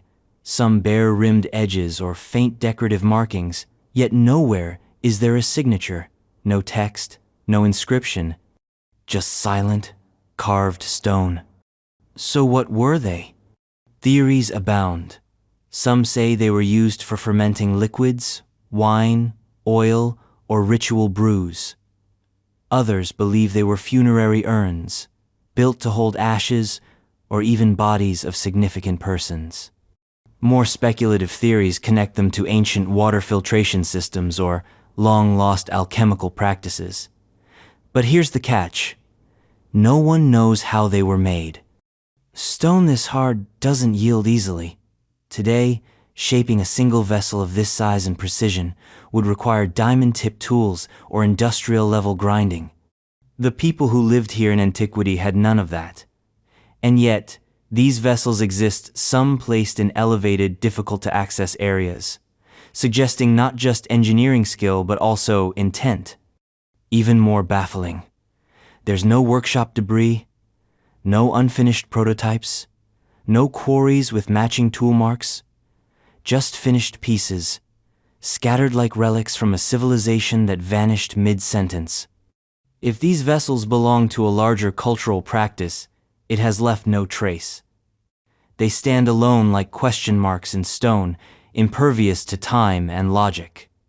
And while India has no shortage of ancient wonders, this next one stands as a direct assault on our understanding of time. A megalithic site so old, so impossibly sophisticated, it shattered the timeline of human development and forced archaeologists to redraw the map of history. The Göbekli Tepe Pillars, Turkey. In the dusty plains of southeastern Turkey, atop a gentle hill, archaeologists uncovered something that should not exist. A temple complex, so old it predates Stonehenge by 6,000 years. Göbekli Tepe is not just a site. It's a time bomb detonated in the middle of prehistory. Dated to around 9,600 BCE, this sprawling sanctuary is composed of massive T-shaped limestone pillars, some over 16 feet tall and weighing several tons. Many are carved with reliefs of animals, scorpions, snakes, birds, wild boars, and abstract symbols. The artistry is sophisticated, the engineering, almost alien. These pillars were erected before the wheel, before pottery, before agriculture by people who, according to conventional wisdom, were still supposed to be hunting and gathering in small nomadic bands. And yet, they weren't just surviving, they were building temples. That's the paradox of Göbekli Tepe. It flips the script. It suggests that complex religion, ritual, and architecture may have preceded or even triggered the rise of agriculture and settled life. The reverse of everything we thought we knew. The site wasn't just constructed. It was buried, intentionally covered over, after centuries of use. Why? Was it a ritual closure? An attempt to hide something? Or was it just part of the cyclical pattern of forgotten history? Even more confusing, there are no signs of habitation nearby. No homes, no cemeteries. Just sacred ground, as if people came from miles away to worship, to gather, to remember, and then disappeared back into the wilderness. It challenges our assumptions at every level. If hunter-gatherers could build this, what else might they have done that we haven't found yet? What other temples lie beneath our feet, unexcavated, unimagined? Göbekli Tepe is a whisper from a civilization we never thought existed, and their wealth wasn't just spiritual. In a small corner of Europe, long before empires rose, they were already crafting gold, not crude ornaments, but delicate mastery. The Varna gold, Bulgaria. Long before the pharaohs raised their pyramids, before Mesopotamian scribes etched cuneiform into clay, a quiet civilization along the Black Sea coast was already working with one of the most coveted materials in human history, gold. In the necropolis of Varna, Bulgaria, archaeologists unearthed what is now considered the oldest known processed gold on Earth, a burial site glittering with relics that shouldn't exist for another 1,000 years. Discovered in 1972, the Varna necropolis dates back to around 4,600 to 4,200 BCE, a time when most of Europe was still living in rudimentary huts and shaping tools from stone. But the people of Varna? They were crafting delicate jewelry, ornamental scepters, intricately shaped beads, and elaborately adorned burial masks. Over 3,000 gold artifacts were found, weighing nearly 13 pounds in total, an astonishing sum for the era. Many were found buried with a single individual, the so-called Varna man, whose grave contained more gold than all other prehistoric sites of the time combined. His burial was not just wealthy, it was symbolic. It pointed to hierarchy, to ritual, to power. This was not crude metallurgy, it was expertise. The gold was hammered, annealed, and worked into forms that required an understanding of heat, pressure, and design. And all of it predated what we thought was the birth of organized society in Europe. How did they learn this? Who taught them? Where did the gold come from? No one knows. The Varna civilization left no written records, no great monuments, just wealth buried in silence. And when it vanished, it did so completely like a spark snuffed out in the wind, leaving only glittering breadcrumbs behind. What else did they leave? What secrets lie in tombs yet untouched? Perhaps even a cloth, delicate, sacred, and controversial one that bears the face of a man and the shadow of a god. The Shroud of Turin, Italy. Few artifacts have captured the imagination and skepticism of the modern world like the Shroud of Turin. It's a linen cloth, yellowed by time, frayed by centuries of handling, and yet it holds the ghost of an image, the front and back impression of a man, arms crossed, wounded, crucified. To millions, it is the burial cloth of Jesus of Nazareth. To others, it is the most convincing forgery ever pulled off in the Middle Ages. The shroud's dimensions align with historical burial practices of the 1st century. The image itself is a negative, not painted, but seemingly burned into the fibers in a way no known artist could replicate at the time of its first recorded appearance in the 14th century. And that's part of the mystery. How was the image created? Carbon dating performed in 1988 suggested the shroud dated between 1260 and 1390 CE. Case closed? Not quite. Critics argue the sample used may have been taken from a repaired portion of the cloth, skewing the results. Subsequent studies have indicated pollen grains from plants native to the Middle East, blood residue, and traces of limestone found only near Jerusalem. Science remains divided. Is it a relic, a holy artifact infused with divine imprint, or an elaborately crafted symbol of faith meant to inspire awe, whether real or not?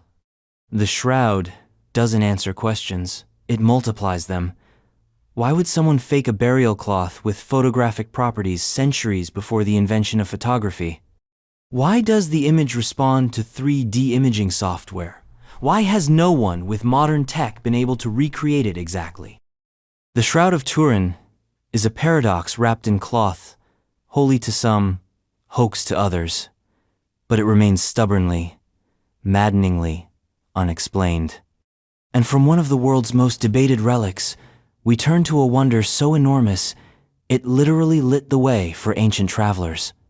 Built in stone, bronze, and mirror, it towered above the sea, guiding ships and guarding secrets, a beacon of ancient engineering that we still can't fully replicate. The Pharos of Alexandria Lighthouse, Egypt. In the harbor of ancient Alexandria once stood a structure so grand, so towering, it earned a place among the 7 wonders of the ancient world, the Pharos of Alexandria. Built in the 3rd century BCE on the island of Pharos, this lighthouse was more than a beacon. It was a marvel of ancient engineering, said to rise over 350 feet into the sky. Constructed under the reign of Ptolemy II, the lighthouse served not only as a guide for ships, but as a statement of Egypt's technological prowess. The structure was tiered: a square base, a cylindrical midsection, and a smaller circular top capped with a mirror of polished metal that reflected sunlight by day and firelight by night. The light could reportedly be seen over 30 miles away. But the Pharos was more than just tall. It was precise. The engineering required to build a structure of such height and resilience on a seismic island using ancient tools and techniques is astounding. Earthquakes eventually brought it down piece by piece over centuries, but the fact that it stood for over 1,000 years is a testament to its builder's skill. Legends abound. Some claim the mirror atop the lighthouse could incinerate enemy ships at sea, an ancient death ray. Others suggest secret chambers and lost scrolls hidden in its base, making it not just a lighthouse but a fortress of knowledge. Modern attempts to locate and reconstruct the lighthouse's remains have recovered massive blocks underwater, yet the complete blueprint remains elusive. Despite our cranes, sonar, and computer modeling, we still don't fully understand how it was constructed or how it withstood centuries of battering from both sea and sky. The Pharos of Alexandria wasn't just a tower. It was a flame that refused to be extinguished until it finally crumbled under its own legend. And yet, while some ancient marvels burned brightly in public, others were hidden carved in perfect clarity, shaped like human skulls, and buried where science still struggles to find their source. The Maya crystal skulls, Mesoamerica. They shimmer under light like glass, cold to the touch but strangely magnetic to the imagination. The crystal skulls of Mesoamerica. Claimed by some to be relics of the ancient Maya or Aztec civilizations, these skulls are carved from solid quartz with a precision that baffles even today's machinists. They've been called mystical, alien, prophetic, but above all mysterious. The most famous of these skulls, the Mitchell Hedges skull, was allegedly discovered in the 1920s in a ruined temple in Belize. It is life-sized, anatomically correct, and made from a single block of clear quartz crystal. What's more, it's carved against the crystal axis, a technique that, according to experts, should cause the skull to shatter. Yet it didn't. Microscopic examination revealed no signs of modern tools, no rotary wheels, no polishing marks, consistent with modern lapidary equipment.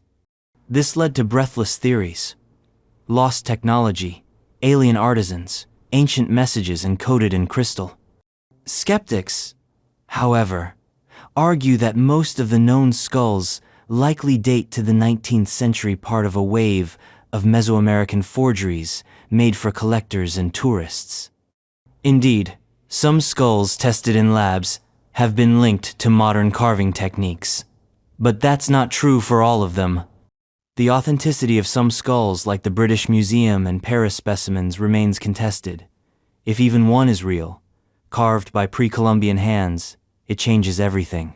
And beyond the forensics, there's the myth. Local legends speak of 13 crystal skulls scattered across the globe, each holding secrets of life, death, and cosmic knowledge. When united, some say they will reveal truths about human origins, or even save the world from destruction.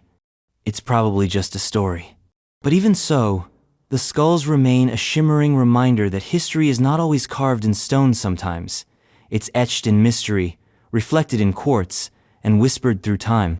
And next, we turn to a whisper of something even older, something etched, not in crystal, but in desert stone, where wings once beat against the sky, millions of years before humans were supposed to walk the earth. The pterodactyl rock carving, Utah, USA. In the canyons and mesas of the American Southwest, where petroglyphs whisper stories across millennia, there exists a carving that sends shivers down the spine of conventional science. Tucked into a sandstone wall in Utah, amidst the expected buffaloes, spirals, and stick-figure humans, is the shape of something different, something winged, something prehistoric. Something that looks suspiciously like a pterodactyl.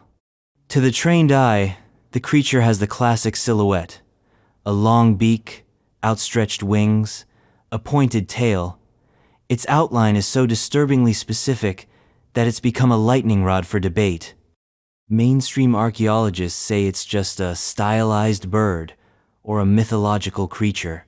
But some believe it's much more a genuine depiction of a flying reptile that shouldn't exist alongside human imagery. Because pterosaurs, according to every fossil record we trust, went extinct about 65 million years ago. So, how do you explain it?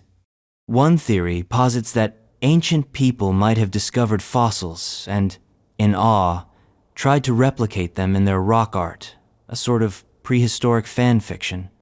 Another more fringe theory claims ancient humans may have seen living pterosaurs, survivors of extinction hiding in remote parts of the world. There are even modern-day cryptozoological reports of thunderbirds or ropens in isolated jungles and deserts, which true believers link back to carvings like this one. Skeptics, of course, argue for misinterpretation, that the carving's wings are just stylized elements, or that erosion has altered the shape over time. But those who've seen it up close claim otherwise, that the carving was deliberate, confident, precise. It's a single carving, a single image. But it opens the door to a deeper, more uncomfortable question. What if our fossil record is incomplete, not just because we haven't dug deep enough, but because we've ignored the evidence carved into stone? And if ancient artists could depict creatures lost to time, what else might they have remembered? Perhaps not beasts, but empires, civilizations that stood in the shadow of lions. One such statue stands tall in the Mesopotamian dust, guarding a secret that predates even Babylon: the Baghdad Lion, Iraq. Standing in proud silence near the ruins of Babylon is a stone monument known as the Lion of Babylon, or more broadly, the Baghdad Lion. It's a sculpture of a great feline towering over a prone human figure carved from a single block of basalt. Majestic, ominous, and profoundly symbolic, this statue dates back to the reign of Nebuchadnezzar II or earlier, and yet its full meaning remains cloaked in ancient ambiguity. The lion itself is more than a predator. It was a royal symbol, an emblem of power, protection, and divine authority. But the human beneath it? That's where the mystery deepens. Is the figure being crushed, protected, or resurrected? Interpretations vary wildly, and each one colors the statue's meaning in vastly different ways. Some historians believe it commemorates a myth or royal victory, a metaphor for the king's dominance over his enemies. Others see religious overtones, connecting the lion to Ishtar, the goddess of war and fertility, often depicted riding or accompanied by lions. And still others believe the sculpture predates Babylon altogether, that it's a remnant of a much older, possibly unknown Mesopotamian culture. And then there's the craftsmanship. The carving is smooth and deliberate, showing knowledge of anatomy, proportion, and weight distribution. Even in its weathered state, it emanates technical prowess, a testament to the stonemasons who, somehow, brought basalt to life. The lion has survived conquest, looting, and time itself. It was buried, excavated, and moved, yet it persists. A riddle in the shape of a beast. What was it guarding? A gate? A grave? A forgotten lineage? It reminds us that symbols endure long after words fade, that the stories we no longer understand were once shouted in stone.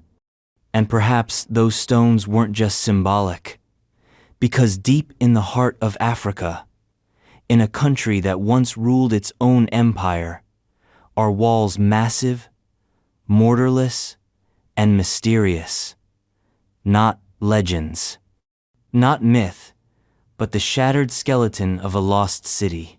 The Great Zimbabwe Ruins. Zimbabwe, rising from the scrublands of southeastern Africa like the ribcage of a long-dead giant, are the ruins of Great Zimbabwe, the largest ancient stone structure south of the Sahara. Built between the 11th and 15th centuries, this vast city once sprawled over nearly 800 hectares and housed as many as 20,000 people.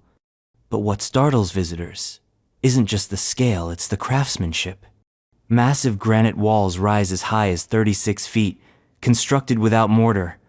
The stones are so meticulously fitted that even today, with modern tools, the precision impresses. Curved walls wind like snakes, enclosing towers, platforms, and passageways. The architecture seems to follow aesthetic principles more than military utility, a civilization obsessed not only with structure, but with style. The builders? That's where it gets complicated. For years, colonial historians refused to believe sub-Saharan Africans could have built such an advanced city. They concocted myths about Phoenicians, Arabs, or even biblical connections to King Solomon. But archaeological evidence now clearly attributes the construction to the ancestors of the Shona people. Still, many questions remain. Why was Great Zimbabwe abandoned? Was it environmental collapse, political fragmentation, resource depletion? No single theory satisfies all the evidence.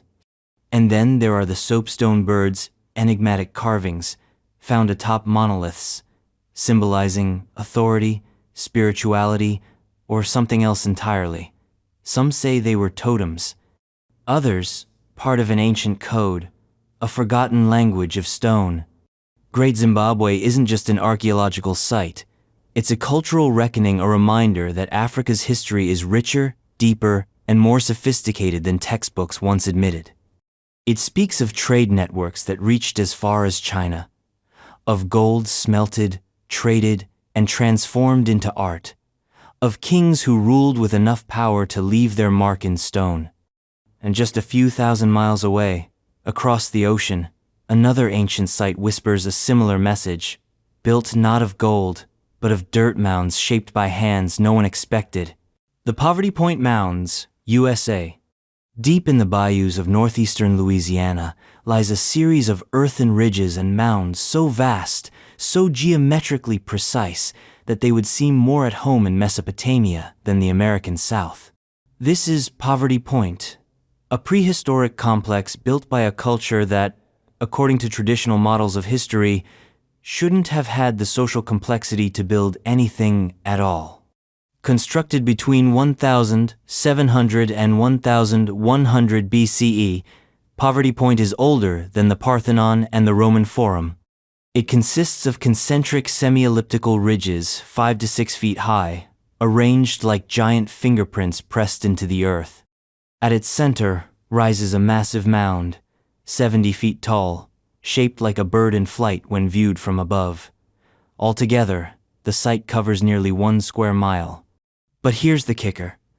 The people who built this had no agriculture, no metal tools, no domesticated animals to haul earth, and yet they moved over 30 million pounds of soil to shape this place. How? The site is a paradox. It challenges the assumption that complex construction must follow agriculture, that permanent architecture requires sedentary life. Poverty Point's builders were, as far as we know, hunter-gatherers, yet they engineered an earthwork city, complete with trade networks that stretch from the Great Lakes to the Gulf of Mexico. Artifacts found here include finely carved stone tools, ornaments, and imported minerals, soapstone bowls from Georgia, copper from the Midwest, and rare crystals that hint at ceremonial use. The scale and layout suggest advanced planning and social organization, but there are no burials, no homes, just soil, shape, and silence. Why was it built? Was it a ceremonial center, a seasonal gathering site, an astronomical observatory? We don't know, but it stands as a defiant monument to the complexity of simple people. And if people were shaping landscapes with this kind of scale in prehistoric Louisiana, what was happening across the Atlantic where megaliths rise like stone forests and tombs echo with secrets from before recorded time? The cairns of Barnenez, France. In Brittany, France, where rugged coastlines meet windswept fields, lies a structure so ancient it predates the Egyptian pyramids by nearly 2,000 years. The cairn of Barnanez isn't just old, it's megalithic time travel, a Neolithic monument older than most myths and bigger than most egos. Measuring 230 feet in length and 75 feet wide, the cairn houses 11 dolmen chambers connected by internal passageways, all sealed beneath massive layers of stone. Constructed around 4,800 BCE, it's considered one of the earliest known large-scale stone structures in Europe. Which means people were building this while most of humanity was still playing with fire and figuring out farming. What's baffling is the sheer scale and sophistication. The builders had no metal, no wheels, and yet they transported and stacked thousands of tons of stone to build a labyrinthine tomb or possibly a temple. The chambers are aligned in ways that suggest celestial awareness.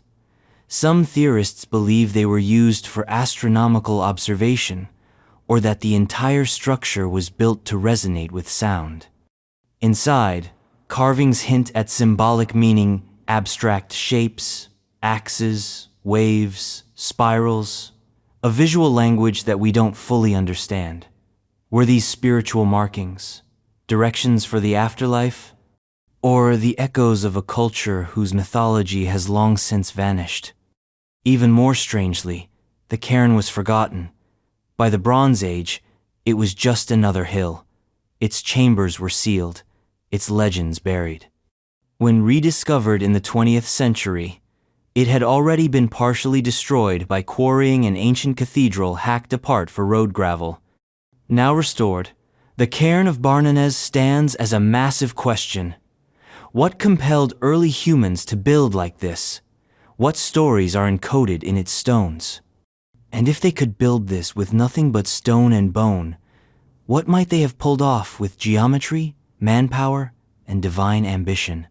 Time to head back to Egypt, to the desert where the most famous pyramids rise, and where the very act of lifting stone still defies explanation. The Giza Pyramids construction, Egypt.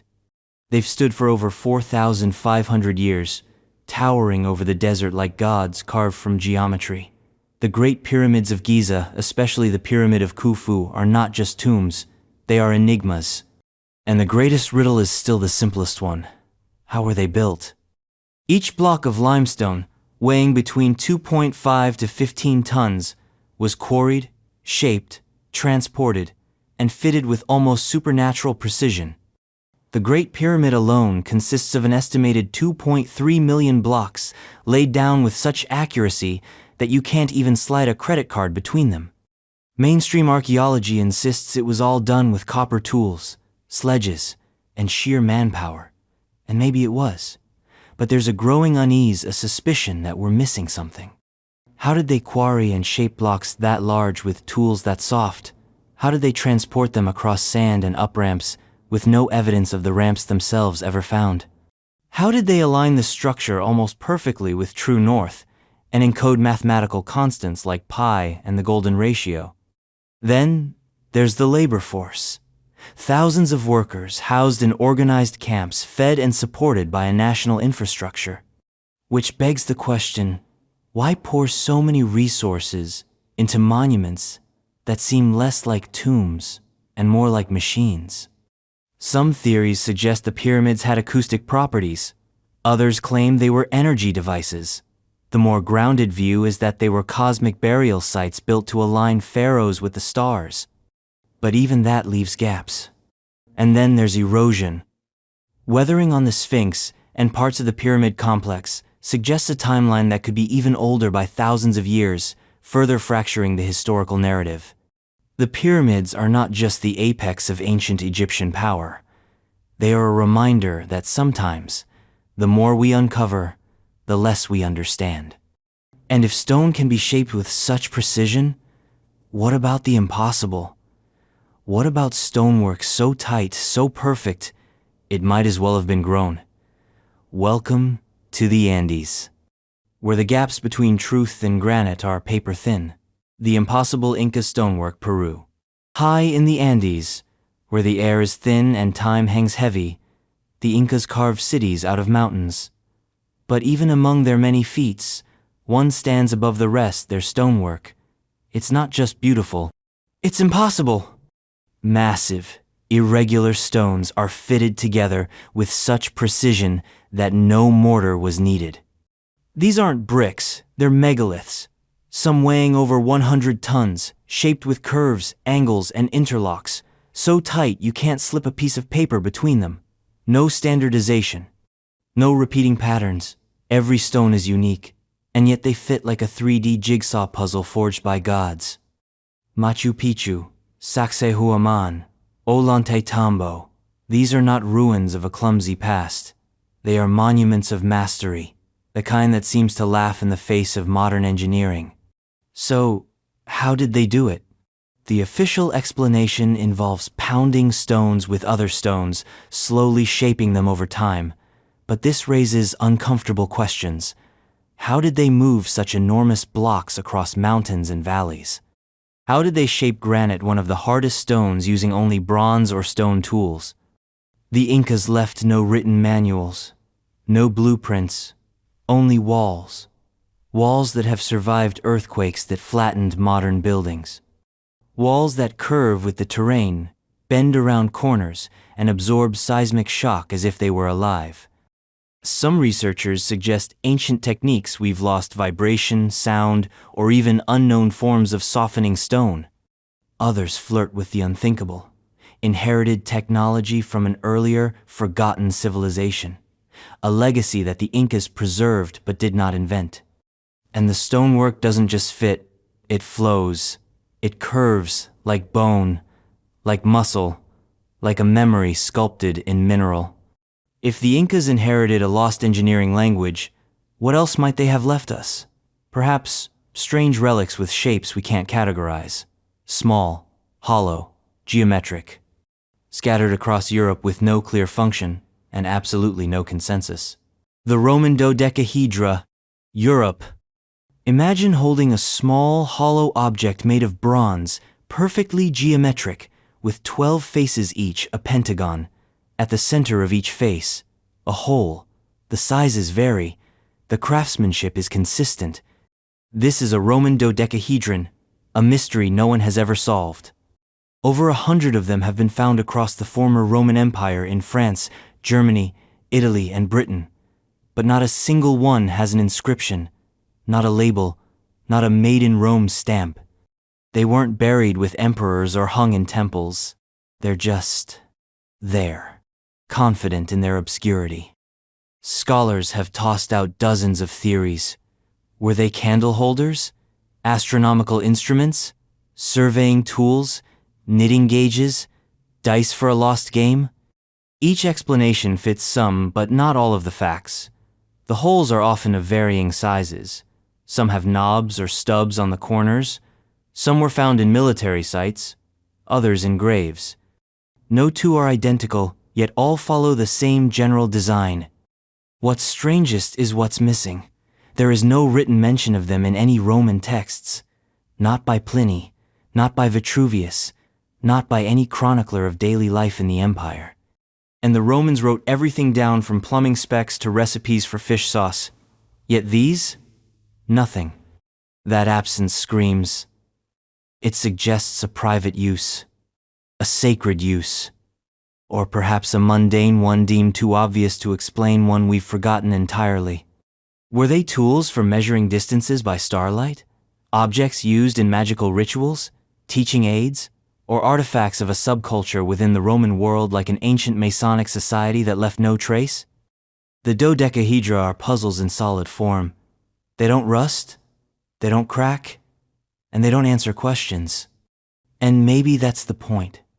Because sometimes, the mysteries aren't in what you hold, but what you can't even read. A manuscript that looks like a spell book from another world, illustrated, handwritten, and utterly indecipherable.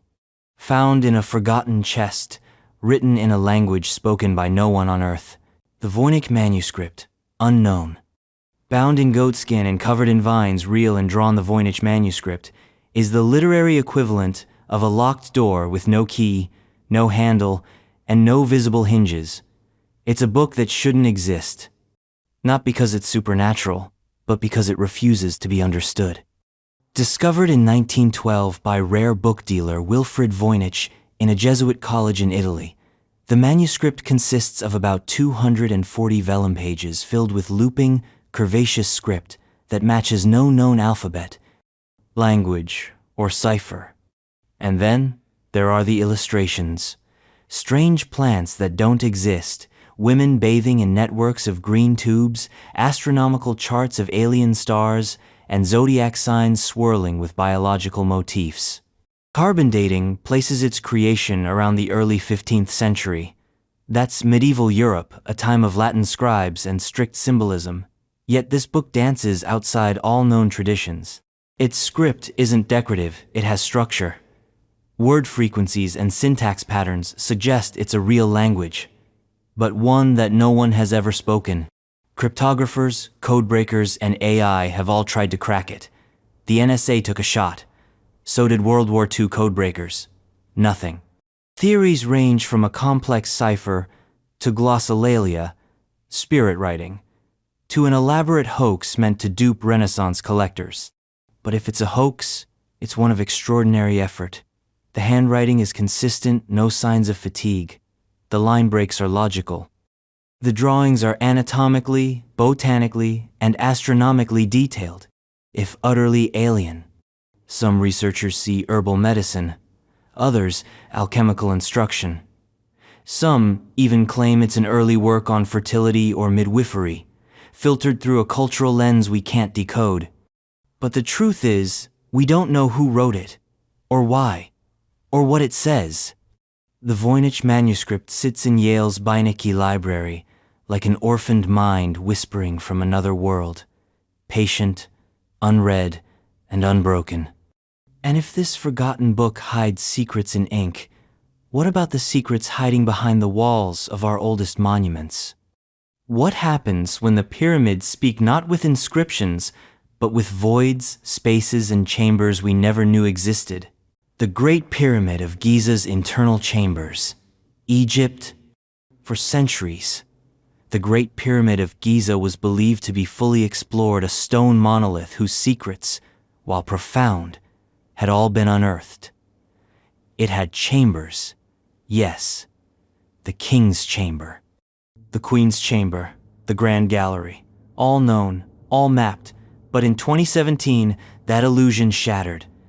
Using cosmic ray muon radiography, a technology that allows scientists to see inside solid structures, a team of researchers discovered a massive void above the Grand Gallery, over 100 feet long and 30 feet tall.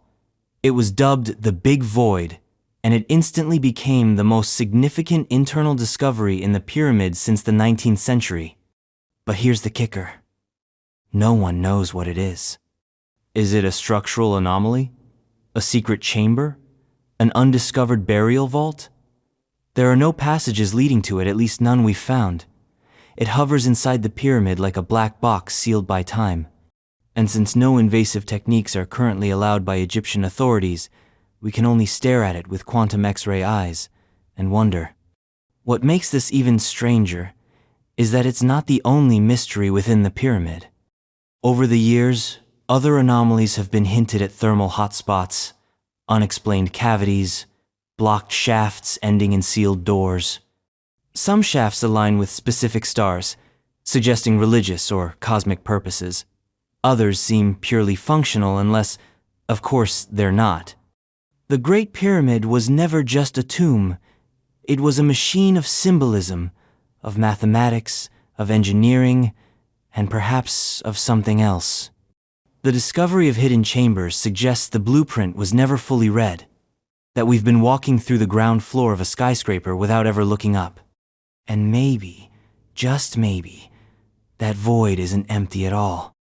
Meanwhile, in another part of the ancient world, an artifact exists that's almost the opposite of the pyramid: small, portable, and yet packed with a syncretic blend of gods, beliefs, and cultures.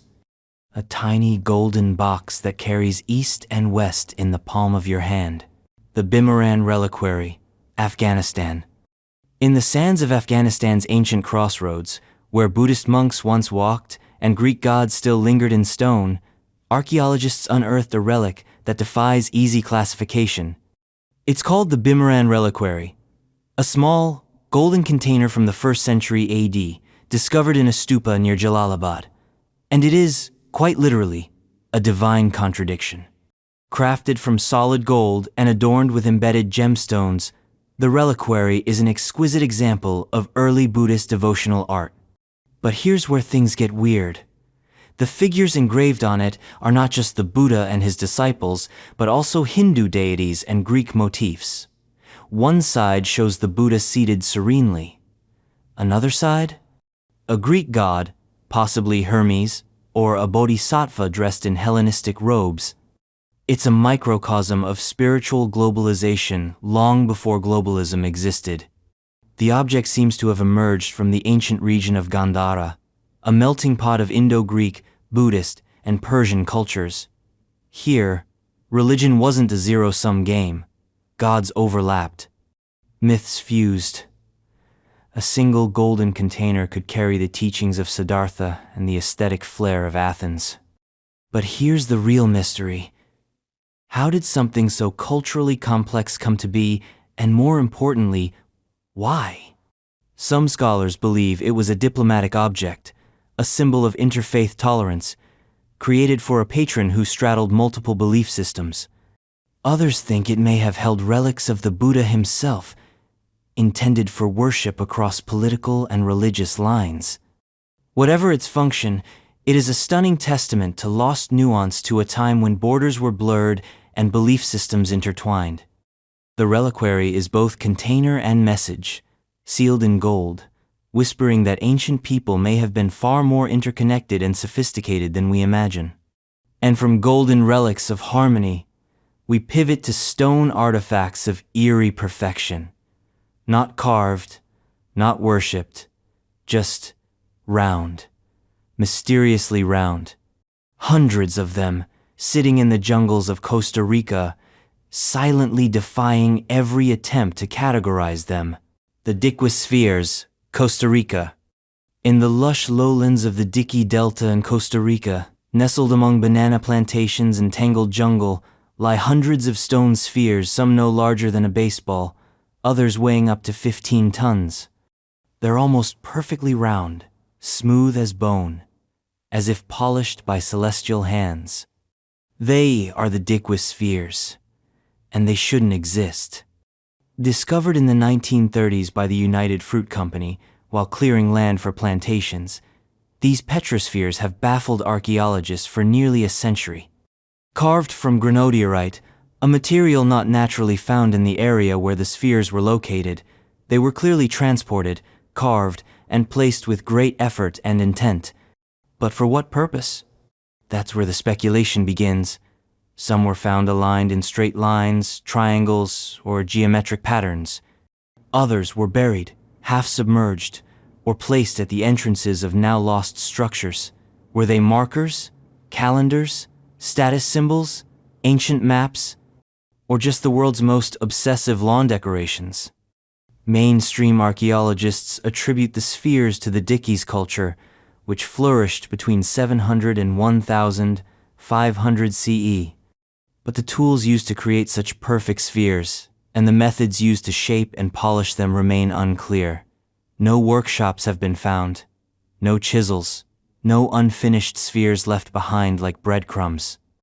And then there are the tales passed down by locals who claim the stones possess energy, or that they were placed by gods. Others suggest they point toward magnetic anomalies or celestial events. But the truth? Still a blank. In recent decades, many of the spheres have been moved, damaged, or stolen. Their original contexts are lost, their alignments disrupted, and with them, whatever message they were meant to convey has faded further into the forest. The Dique spheres sit like punctuation marks left at the end of an unknown sentence. Smooth, silent, and spherical riddles, reminders that sometimes the most perplexing mysteries are the ones shaped like perfection itself. Next, we return to England not for a monument, but for a hillside carving so massive, so lewd, and so mysterious that no one can quite agree if it's ancient fertility magic or an 18th century joke that got way out of hand. The Cerne Abbas giant, England. Carved into the chalk hillside of Dorset, England, the Cerne Abbas giant is a figure that's impossible to ignore. Standing over 180 feet tall, the naked man holds a club in one hand and brandishes a startlingly prominent phallus. There's no inscription, no plaque. Just lines gouged into the earth, filled with crushed chalk to make them shine bright against the green. But who carved this towering figure and why? That's the mystery. Some believe the Cerne Abbas giant is ancient, perhaps dating back to the Iron Age or even earlier, a pagan fertility symbol designed to ensure good crops and virile livestock. Others argue it's Roman, possibly a depiction of Hercules, given the club and the posture. Theories abound. Druidic god? Saxon war emblem? Prehistoric billboard? But then there's the killjoy theory, that the giant isn't ancient at all, but a prank carved in the 17th century, possibly by local Protestants mocking Oliver Cromwell, or as a bawdy joke by an eccentric nobleman. Scientific analysis only deepens the confusion. Optically stimulated luminescence dating of soil samples suggests the figure was created around the late Anglo-Saxon period, possibly the 10th century, not prehistoric, but not modern either. Which means it was already ancient when early modern historians first failed to mention it. Despite its unclear origin, the Cerne Abbas giant has embedded itself into English folklore. Couples still visit it hoping to boost fertility, and local legends claim the figure can bestow children upon those who sleep atop it under the stars. So, is it a fertility god? A joke? A forgotten warrior? Or something else entirely, a symbol that shifted meanings through time, keeping only its shape while its story vanished? Whatever the answer, the Cerne Abbas giant stands as a literal monument to mystery. Bold, crude, immortal. And just a short gallop away lies another ancient hillside figure, this one equine, and arguably even older. A white horse that isn't carved from stone, but from absence. The Uffington White Horse, England. In the chalk hills of Oxfordshire, the land itself bears witness to a mystery that runs 3,000 years deep. The Uffington White Horse, a stylized, elongated figure carved into the hillside, is not made of stone, it's made of negative space. Trenches cut into the turf, filled with crushed white chalk, forming the unmistakable shape of a galloping horse, nearly 400 feet long. Unlike other hill figures in England, the Uffington horse isn't a robust depiction of an animal. It's abstract, minimalist even. Its limbs are curved lines, its head a sleek crescent. It's more Picasso than Paleolithic. And yet, it dates to the Bronze Age. But what was it for? One theory holds that it was a tribal emblem, a prehistoric banner carved into the land to mark territory. Others suggest it was religious, perhaps honoring a horse goddess or solar deity. The horse faces the midsummer sunset, hinting at some astronomical significance. Still others believe it served as a ceremonial beacon, designed to be visible from the sky or distant hills, a land sign calling to the gods, or perhaps to the dead. The figure must be maintained to survive. If neglected, it disappears beneath the grass. And yet, for over 3,000 years, someone, generation after generation, has kept it alive. That alone is part of the enigma. Why preserve it if its meaning has been forgotten? Even stranger is the placement. The horse lies beneath Uffington Castle, an ancient Iron Age hill fort, and near Dragon Hill, a flat-topped mound where legend says St. George slew his famous dragon. Coincidence? Or convergence of sacred geography? The Uffington White Horse isn't just an image. It's a ritual, a communal act of memory that spans millennia. And from white chalk lines galloping across English hills, we move to a different kind of stone formation, not shaped into figures, but arranged in endless lines. Thousands of them. like soldiers frozen in formation across the plains of Brittany. The Karnak stones, France. Across the windswept countryside of Karnak in Brittany, France, lies a megalithic army more than 3,000 standing stones, arranged in rows, circles, clusters, and tomb-like mounds. These are the Karnak stones, one of the largest concentrations of Neolithic monuments in the world, and they defy every attempt at neat explanation. Some stones are only a few feet tall, others reach over 20 feet. They stretch for miles, some aligned in perfect rows, others clustered around dolmens and tumuli, burial mounds that hint at sacred use. The sheer labor involved in transporting and erecting these stones without wheels, pulleys, or written plans is mind-bending. The official narrative dates them to around 3,300 BCE, making them older than Stonehenge or the pyramids. But unlike those structures, the Karnak stones aren't centralized. They sprawl, as if the builders weren't just marking one sacred site, but creating a network, a stone grid of unknown purpose. So what was it? A calendar? Some alignments suggest solar and lunar significance, possibly used to track seasons or eclipses. A burial ground? Many stones are near ancient tombs. A ritual landscape? Likely. A map of the cosmos? Maybe. Some fringe theorists even claim the stones act as an ancient energy grid, part of a lost Earth-based technology. Others point to the shape of the rows' wave-like patterns and see sound frequencies or encoded geometry. Local legend adds spice. The stones were once Roman soldiers, turned to stone by a saint, or their frozen giants, or markers for ley lines, invisible paths of power that crisscross the earth. Whatever their function, the Karnak stones are not random.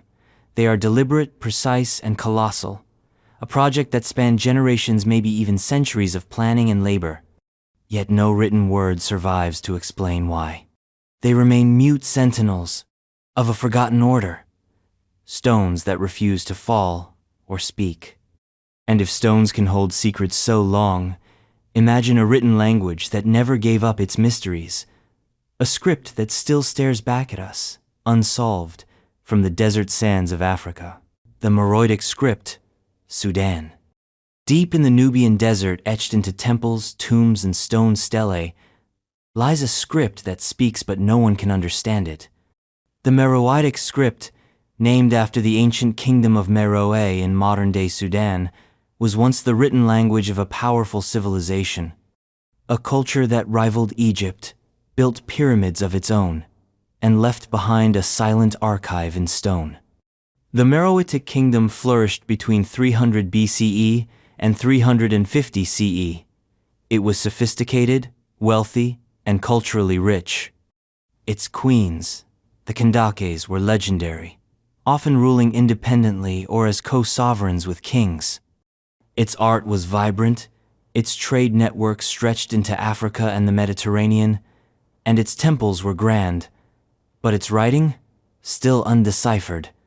There are two forms of the script, a hieroglyphic version, used for monuments and sacred texts, and a cursive form, used on papyri and ostraca. Both appear to be alpha-syllabic, combining vowels and consonants, and both remain untranslatable. Why? Because, although we know what the symbols sound like, we don't know what they mean. The language behind the script is lost. There's no Rosetta Stone for Meroitic, no bilingual inscriptions, no known descendant language that could act as a key. Scholars have tried to reverse engineer it from names and context. Some believe the language is related to Nubian dialects, others think it's a linguistic isolate. But every attempt to break its code hits the same wall. Vocabulary. Without meaning, sound alone is just noise. What lies within these texts? Laws? Myths? Histories? Songs? Rituals? It's a library that no one can read. And, as it stands, the Meroitic script is a monument to memory without voice, a script that dares us to listen harder. And just across the sea, in the craggy cliffs of coastal Peru, Archaeologists uncovered something even older: skulls. Not just any skulls, skulls shaped like no others. Deliberately, obsessively elongated, as if the people who wore them weren't trying to be human, but something more. The Paracas skulls, Peru. In the barren desert peninsula of Paracas, Peru, archaeologist Julio Tello made a discovery in 1928 that still sparks controversy today. Inside an ancient necropolis, buried beneath layers of sand and dust, he unearthed dozens of human remains, most notably skulls, long, sloped, elongated to the point of looking non-human. These are the Paracas skulls, and they're not your average cranial curiosities. Yes, some human cultures practiced cranial deformation, binding infants' heads with cloth or boards to elongate them was not uncommon in ancient societies, often as a marker of social status or tribal identity. But the Paracas skulls go further. Their volume appears larger than normal human skulls. The cranial structure shows differences beyond what binding can easily explain, including altered suture patterns and bone density. Some researchers argue that these skulls weren't shaped, they were born this way. Mainstream science remains cautious. Most attribute the elongation to intentional deformation, a well-documented practice. But the extent, uniformity, and anatomical anomalies of the Paracas specimens leave room for doubt and plenty of fuel for alternative theories. DNA tests, though limited in sample size and rigor, have suggested unusual genetic markers. Some claim these skulls show mitochondrial DNA that doesn't match any known human lineage. Others dismiss such claims as flawed, poorly sourced, or unrepeatable. Regardless, the mystery holds. Who were these people? Why did they so obsessively alter their skulls, or what inspired the practice in the first place? Were they trying to mimic something divine? Or were they preserving the traits of a lineage that predated them? And buried with these skulls were finely woven textiles, some of the oldest and most complex in the world. Clearly, this was a sophisticated culture, one capable of art, ceremony, and possibly a different kind of science. And if their heads hinted at a different way of being, what might lie beneath their cities? Maybe tunnels, secret ones, long, winding passages that vanish into the earth and perhaps into legend. The Sacsayhuaman Tunnels, Peru. Above the city of Cusco, high in the Andes, the fortress of Sacsayhuaman stretches across the ridge like a stone puzzle snapped into place by giants. But beneath those seamless walls and serpentine terraces, something even more enigmatic lies hidden: a network of tunnels. Dark, deep, undocumented. These aren't simple corridors or irrigation channels. These are labyrinths, narrow, winding, some descending into the earth with no known end. They have entrances at Sacsayhuaman, some say, but reappear miles away, even beneath modern-day Cusco. Local lore claims that some tunnels run all the way to the Coricancha, the Inca temple of the sun, deep in the heart of the old city. Explorers have tried to map them. Some got lost, others turned back. A few claimed to find chambers, underground vaults, rooms filled with dust and forgotten relics, perhaps even mummified remains. But most of these stories drift into legend before they can be confirmed. One tale tells of a boy who entered the tunnels with a torch and never returned. Months later, he was found dead far from his point of entry, clutching gold artifacts and reduced to bones. Truth? Folklore? A warning? The Incas were master builders, but their methods remain largely unwritten. They left few records, their knowledge passed, orally or encoded in quipu strings. Could these tunnels have been part of a secret system? Escape routes? Ritual paths? Storage chambers for knowledge or treasure? Some researchers propose they predate the Incas, entirely remnants of an earlier civilization whose engineering feats were later co-opted. The Incas, after all, built atop older foundations. They inherited mysteries. They didn't always originate them. Today, many of the tunnels are sealed off, too dangerous, too unstable, or perhaps too revealing. And if the earth beneath Sacsayhuaman hides secrets, what might lie far out at sea where myths say a continent once flourished, only to vanish in a single day and night of catastrophe? The Atlantis legend. Unknown. Few names conjure the magnetic pull of a myth quite like Atlantis. It's not just a city, it's the lost city, the archetype of all sunken kingdoms, hidden knowledge, and ancient cataclysms. First mentioned by Plato in the 4th century BCE, Atlantis was described as a vast, powerful civilization situated beyond the Pillars of Heracles, what we now call the Strait of Gibraltar. Plato wrote that Atlantis was larger than Libya and Asia combined, and that it was fabulously wealthy, technologically advanced, and militarily dominant. It had concentric rings of land and water, majestic temples, gleaming towers, and fertile plains. But the Atlanteans grew corrupt, arrogant, and impious, so, according to the tale, the gods punished them. In a single day and night, Atlantis sank beneath the waves. Simple story? Maybe. But what Plato claimed wasn't fiction, it was history, passed down from Egyptian priests to Solon, then to him. And that's where the fun begins. Some believe Atlantis was a parable, a philosophical fable meant to warn against hubris.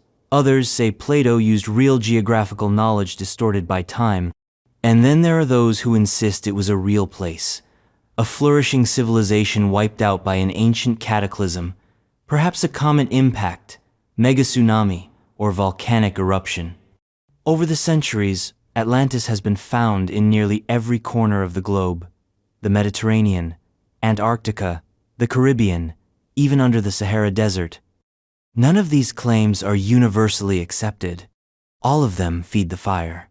What keeps Atlantis alive isn't just the mystery, it's the hunger for something lost. A time when humanity may have soared, only to fall. A forgotten chapter erased by disaster and buried by history. Could Atlantis have existed? If so, it might not have been alone. Because across the Aegean, among the artifacts of the Minoans, lies a relic, unlike any other, a disc inscribed with symbols that have never been read. The Phaistos disc, Greece. Imagine a clay disc, roughly 6 inches in diameter, pressed with a spiral of pictographic symbols. Now, imagine those symbols are completely unique. No known alphabet, no corresponding language, no Rosetta Stone. That's the Phaistos disc, the most famous, undeciphered object in the Mediterranean, and possibly the world's oldest printing experiment. Discovered in 1908 in the ruins of Phaistos, a Minoan palace on the island of Crete, the disc contains 241 tokens stamped with 45 distinct characters, plants, animals, tools, and abstract designs. The symbols spiral inward on both sides, meticulously arranged as if telling a story, but no one knows what it says. The script doesn't resemble Linear A or Linear B, the known Minoan and Mycenaean scripts.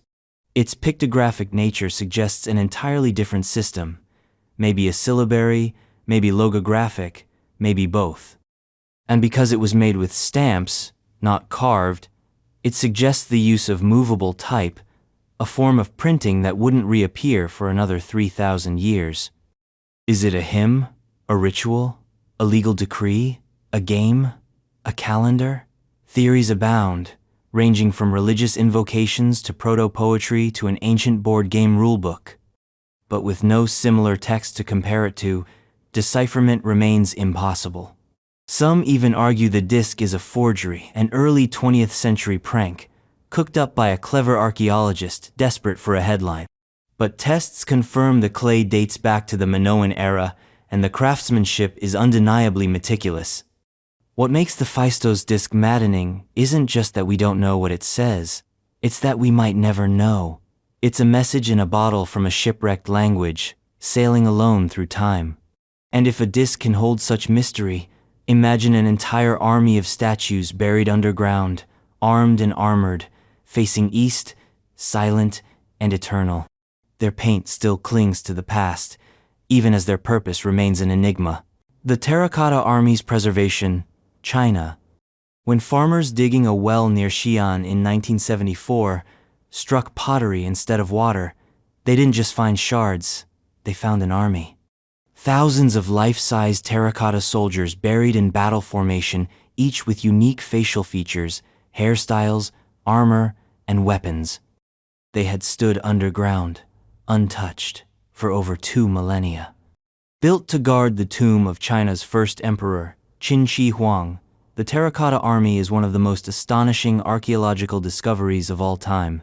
It includes chariots, cavalry, archers, generals, and even acrobats. But what's most shocking isn't just the scale, it's the color. Because originally, these statues weren't dull gray. They were painted in vibrant hues: reds, greens, purples, blues. The pigments were so vivid they looked freshly applied when first unearthed. But within minutes of exposure to air, the paint flaked away, vanished like breath on glass. This led to one of the great tragedies in archaeological conservation. The vibrant legacy of an empire, preserved in silence for 2,000 years, disappeared almost immediately upon discovery. Since then, scientists have scrambled to understand the chemical composition of the paint and how to prevent its decay with limited success. The preservation of the statues themselves is no less mysterious. They survived earthquakes, floods, and tomb robbers. Their underground vaults were ingeniously sealed, climate-stable, and hidden from sight. It's a level of preservation rarely matched in ancient history. But why such obsessive effort? Some say the terracotta army wasn't just symbolic, it was a real spiritual garrison, meant to fight in the afterlife. Others suggest it was propaganda, a statement of power from a ruler who wanted to conquer both life and death. And then there's the tomb itself, still sealed, rumored to contain rivers of mercury, star-studded ceilings, and booby traps. It has never been opened, in part due to fears of damage and in part because no one is ready. Buried armies, silent scripts, vanishing colors. And just when you think ancient innovation can't go further, we look at Roman concrete, a recipe that has outlasted time itself. The Roman concrete longevity, Italy. The Pantheon still stands. So does the Colosseum. Ancient aqueducts stretch like petrified veins across modern cities. These aren't miracles, they're engineering. But at the heart of Rome's immortality lies a quieter, stranger secret. It's concrete. Modern concrete, made with Portland cement, crumbles in decades. Roman concrete has lasted for millennia, in seawater, in earthquakes, in open air and underground. How? That question has haunted material scientists, engineers, and historians alike. We know the basics of the Roman mix: volcanic ash, lime, and seawater. But the magic is in the details and in what we didn't copy. Roman builders didn't just mix ingredients. They crafted chemical alchemy. The ash came from specific volcanic sources, like Pozzuoli, giving it unique reactive properties. Over time, Roman concrete doesn't just resist decay, it heals. Cracks get filled with growing crystals of rare minerals like aluminum tobermerite, formed through slow subterranean reactions. This makes Roman concrete less like a static block and more like a living material, one that adapts, evolves, even strengthens with age. And yet, for centuries, this formula was lost. We rebuilt civilization with materials destined to erode. We assumed the Romans were lucky. Turns out, they were just smarter than we thought. But here's the kicker. Not all Roman concrete was the same. Marine concrete, used for harbors and piers, was radically different from that used in buildings. Some formulas are still partially unexplained. Their ratios, methods, and curing processes remain debated. And this raises deeper questions. Was Roman concrete knowledge centralized the work of elite architects and state engineers? Or was it a lost artisan tradition, passed hand to hand, never written down in full? The mystery of Roman concrete is less about chemistry than it is about memory. A formula that held together empires, and then crumbled into dust with them. And if Rome could build materials that last forever, what if other ancient cultures were aiming not for longevity, but for flight? Not metaphorical elevation, literal, airborne machines, described in texts older than history itself. The Vimanika Shastra, India.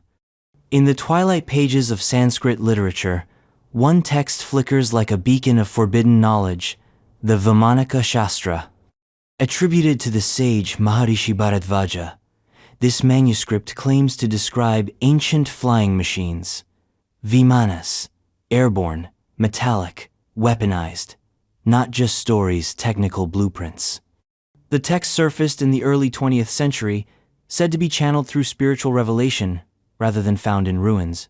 It was later written down by Subbaraya Shastri, who claimed he was divinely instructed. What he produced was a sprawling, detailed guide to ancient aviation. It described different models of Vimanas, their shapes, propulsion methods, and aerial maneuvers.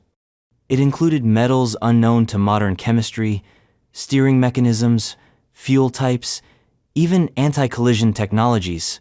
Critics dismissed it instantly, lacking archaeological backing, full of anachronistic science. It read like steampunk fanfic for the Upanishads. But others, especially proponents of ancient advanced civilization theories, latched on.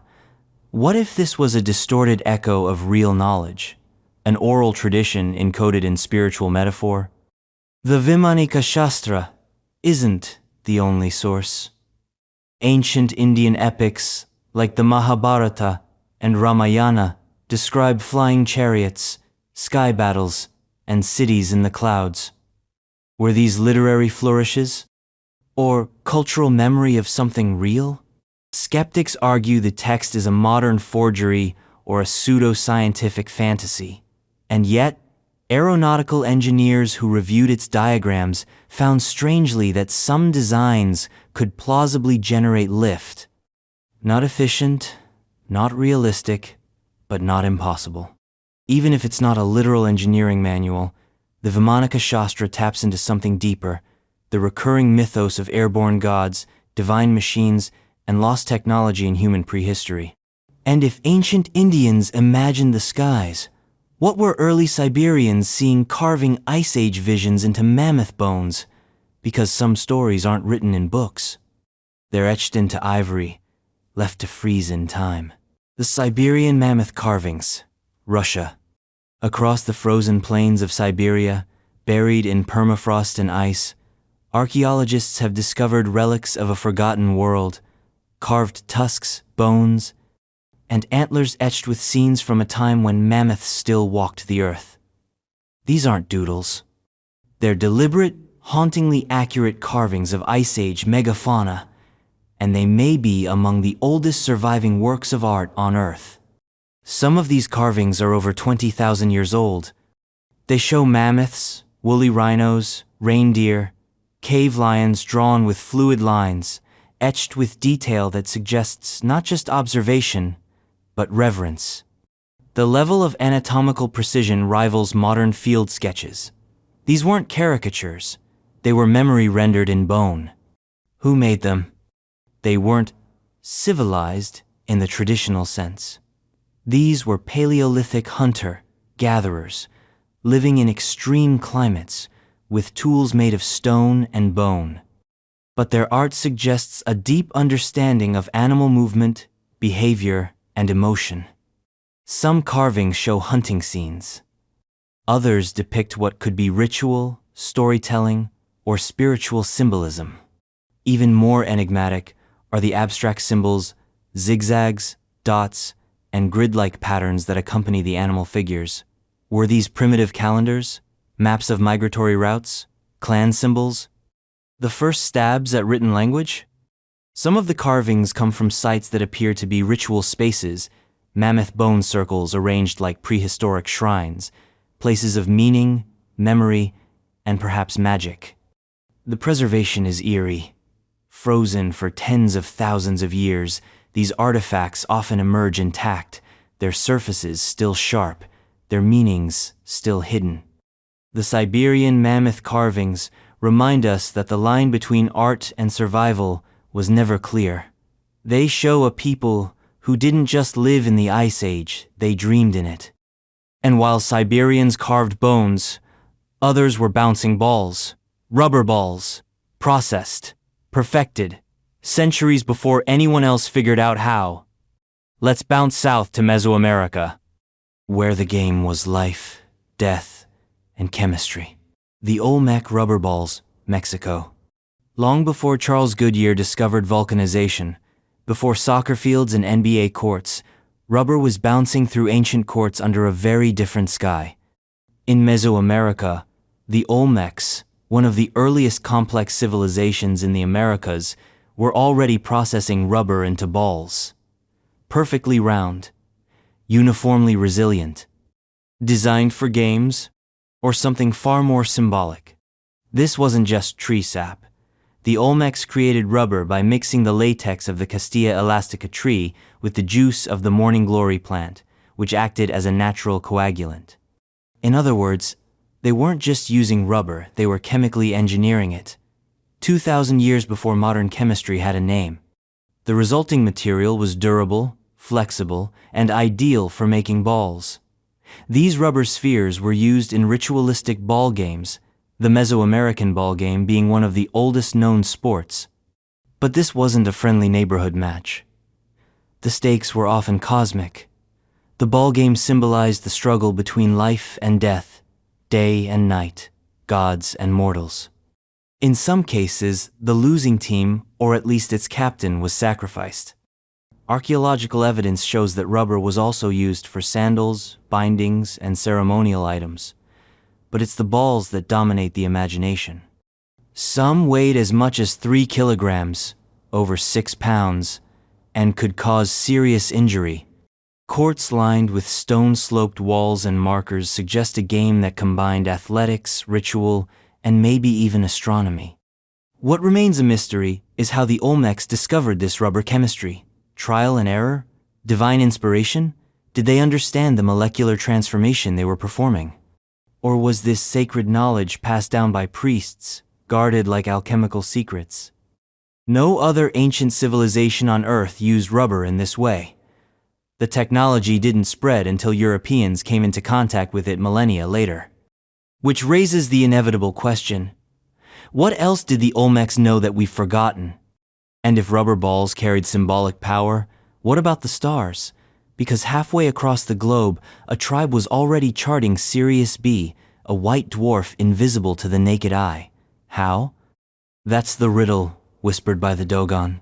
The Dogon astronomy. Mali. In the remote cliffs of Mali, nestled in the sandstone escarpments of Bandiagra, lives the Dogon people, a culture rich in myth, ritual, and celestial knowledge that has raised eyebrows for decades. Because, according to some researchers, the Dogon knew about Sirius B, a white dwarf companion to the bright star Sirius, long before modern astronomy discovered it in 1862, and they may have known even more. This story begins with French anthropologists Marcel Griol and Germaine Dieterlen, who lived among the Dogon in the 1930s and 1940s. During their time there, Dogon elders reportedly told them about a star called Potolo, small, heavy, and orbiting Sirius in a 50-year cycle. That's a pretty accurate description of Sirius B. The Dogon also spoke of a third star, Maya, and described its orbit in relation to Sirius A and B. They mentioned that Potolo was composed of a dense material, the heaviest substance in the universe. Again, strikingly close to modern understanding of white dwarfs. But how could they know this? Sirius B is invisible to the naked eye. It can only be seen with a powerful telescope, and the Dogon had no such instruments. Did they inherit this knowledge from ancient visitors? From a forgotten civilization? Or were the researchers mistaken, misled, or projecting their own interpretations onto oral traditions? Skeptics argue that the Dogon might have picked up the knowledge from contact with Europeans prior to the anthropologists' arrival, missionaries, traders, or colonial officials. Others suggest the Dogon's astronomical insights were exaggerated, or that the data was recorded with bias. Still, the Dogon do possess an incredibly rich cosmology, They know about the rings of Saturn, the moons of Jupiter, and have myths that align uncannily with orbital mechanics. Their rituals are timed to astronomical cycles, and their sacred symbols echo planetary orbits. So was this science cloaked in myth? Or myth cloaked in science? The Dogon didn't write books, they carved their knowledge into memory and stone, much like another mystery. A cryptic message carved into a monument in England, said to conceal the secret of the Holy Grail. The Shugborough Inscription, England. On the grounds of Shugborough Hall, a stately English manor nestled in Staffordshire, stands the Shepherd's Monument, a modest yet haunting piece of sculpture. At its center is a bas-relief copy of Nicolas Poussin's painting etched in Arcadia Ego, depicting shepherds gathered around a tomb. But below the sculpture lies something far more enigmatic. An 8-letter inscription carved into stone, a riddle that has defied every attempt at decryption. The inscription reads, DOUOS VAVV M, a sequence of letters with no known translation, context, or source. It doesn't match Latin, Greek, English, or any known cipher. For over 250 years, amateur sleuths, linguists, and cryptographers have tried to crack it. They found nothing definitive. Some believe the message is an acronym, perhaps for a Latin phrase, or an esoteric riddle with spiritual implications. Others propose it's a cipher key, a clue pointing towards something buried beneath the monument. Still others link it to the Knights Templar, the Freemasons, or secret societies hidden in England's aristocracy. One of the most tantalizing theories? That the Shugborough inscription holds the key to the location of the Holy Grail. Some believe the Poussin painting itself, the same image referenced on the monument, encodes Templar secrets, and that Shugborough is part of a larger Grail map stretching across Europe. The monument was erected in the 18th century, likely commissioned by Admiral George Anson or his brother Thomas, both well-traveled and steeped in Enlightenment mystery cults. But no documents explain the carving. No personal letters reveal its purpose. It simply stands cryptic, cold, enduring. Even the British intelligence agency GCHQ took a stab at decoding it. Still, no solution has been verified. Maybe it's a joke. Maybe it's the key to something hidden. Or maybe it's a message only its carver, and whatever force inspired him, could ever understand. And what if sound itself was the secret? Because on an island in the Mediterranean, ancient stones were arranged not just for the eyes, but for the ears. The megalithic temples of Malta's acoustics, Malta. On the small Mediterranean islands of Malta and Gozo stand some of the oldest freestanding stone structures on Earth, the megalithic temples. Dating back to around 3600 BCE, these massive limestone sanctuaries predate the Great Pyramids and Stonehenge. But age isn't their only marvel. These temples hold a secret hidden not in sight, but in sound. Among them, the Al-Saflieni Hypogeum, a subterranean temple and necropolis, holds perhaps the most baffling acoustic anomaly. Within its oracle room, a stone chamber carved out of solid rock, researchers and visitors have experienced something otherworldly. Sound doesn't just echo, it resonates. Deep, male voices, when projected inside, create standing waves that reverberate through the entire chamber. The sensation isn't just heard, it's felt, like sound made physical. The resonance peaks between 95 and 120 Hz, a frequency range known to affect human brain activity. Some theories propose the hypogeum was designed to induce trance states, heighten religious experiences, or even facilitate altered consciousness. In short, these temples may have been less about sight and more about sonic ritual. But how did these ancient builders, thousands of years before recorded acoustics, achieve this? No writing system from the Maltese temple builders survives. No diagrams, no music theory. And yet, they engineered auditory perfection, a prehistoric sound studio with the precision of a concert hall. This isn't isolated. Similar resonant effects have been noted at other Maltese sites, like Menajdra and Gair Kim. Some believe these frequencies were intentional, part of a holistic sensory experience involving light, sound, and space. Others suggest it was accidental, an echo of divine coincidence. Still, the acoustic phenomenon is real. Modern researchers have measured it. Visitors report spiritual reactions, and no one has found a definitive explanation for how or why it was built. From Malta's vibrating temples, we move to an island with stone towers that dot the landscape like silent watchers, remnants of a culture that left behind more questions than answers. The Sardinian Nuraga, Italy. Scattered across the island of Sardinia are over 7,000 stone towers, rising from the hills like ancient beacons. They are called Nurag, built by the mysterious Nuragic civilization, which flourished between 1,800 and 500 BCE. The Nurag are so iconic that they've become the symbol of Sardinia itself. And yet, we still don't know exactly why they were built. Each tower is made of massive basalt blocks, dry stacked without mortar. Some rise over 60 feet high, their interiors featuring corbelled domes and spiral staircases. Some stand alone. Others are surrounded by circular villages, wells, and even fortifications. They were clearly important, but were they temples, forts, residences for the elite, astronomical observatories?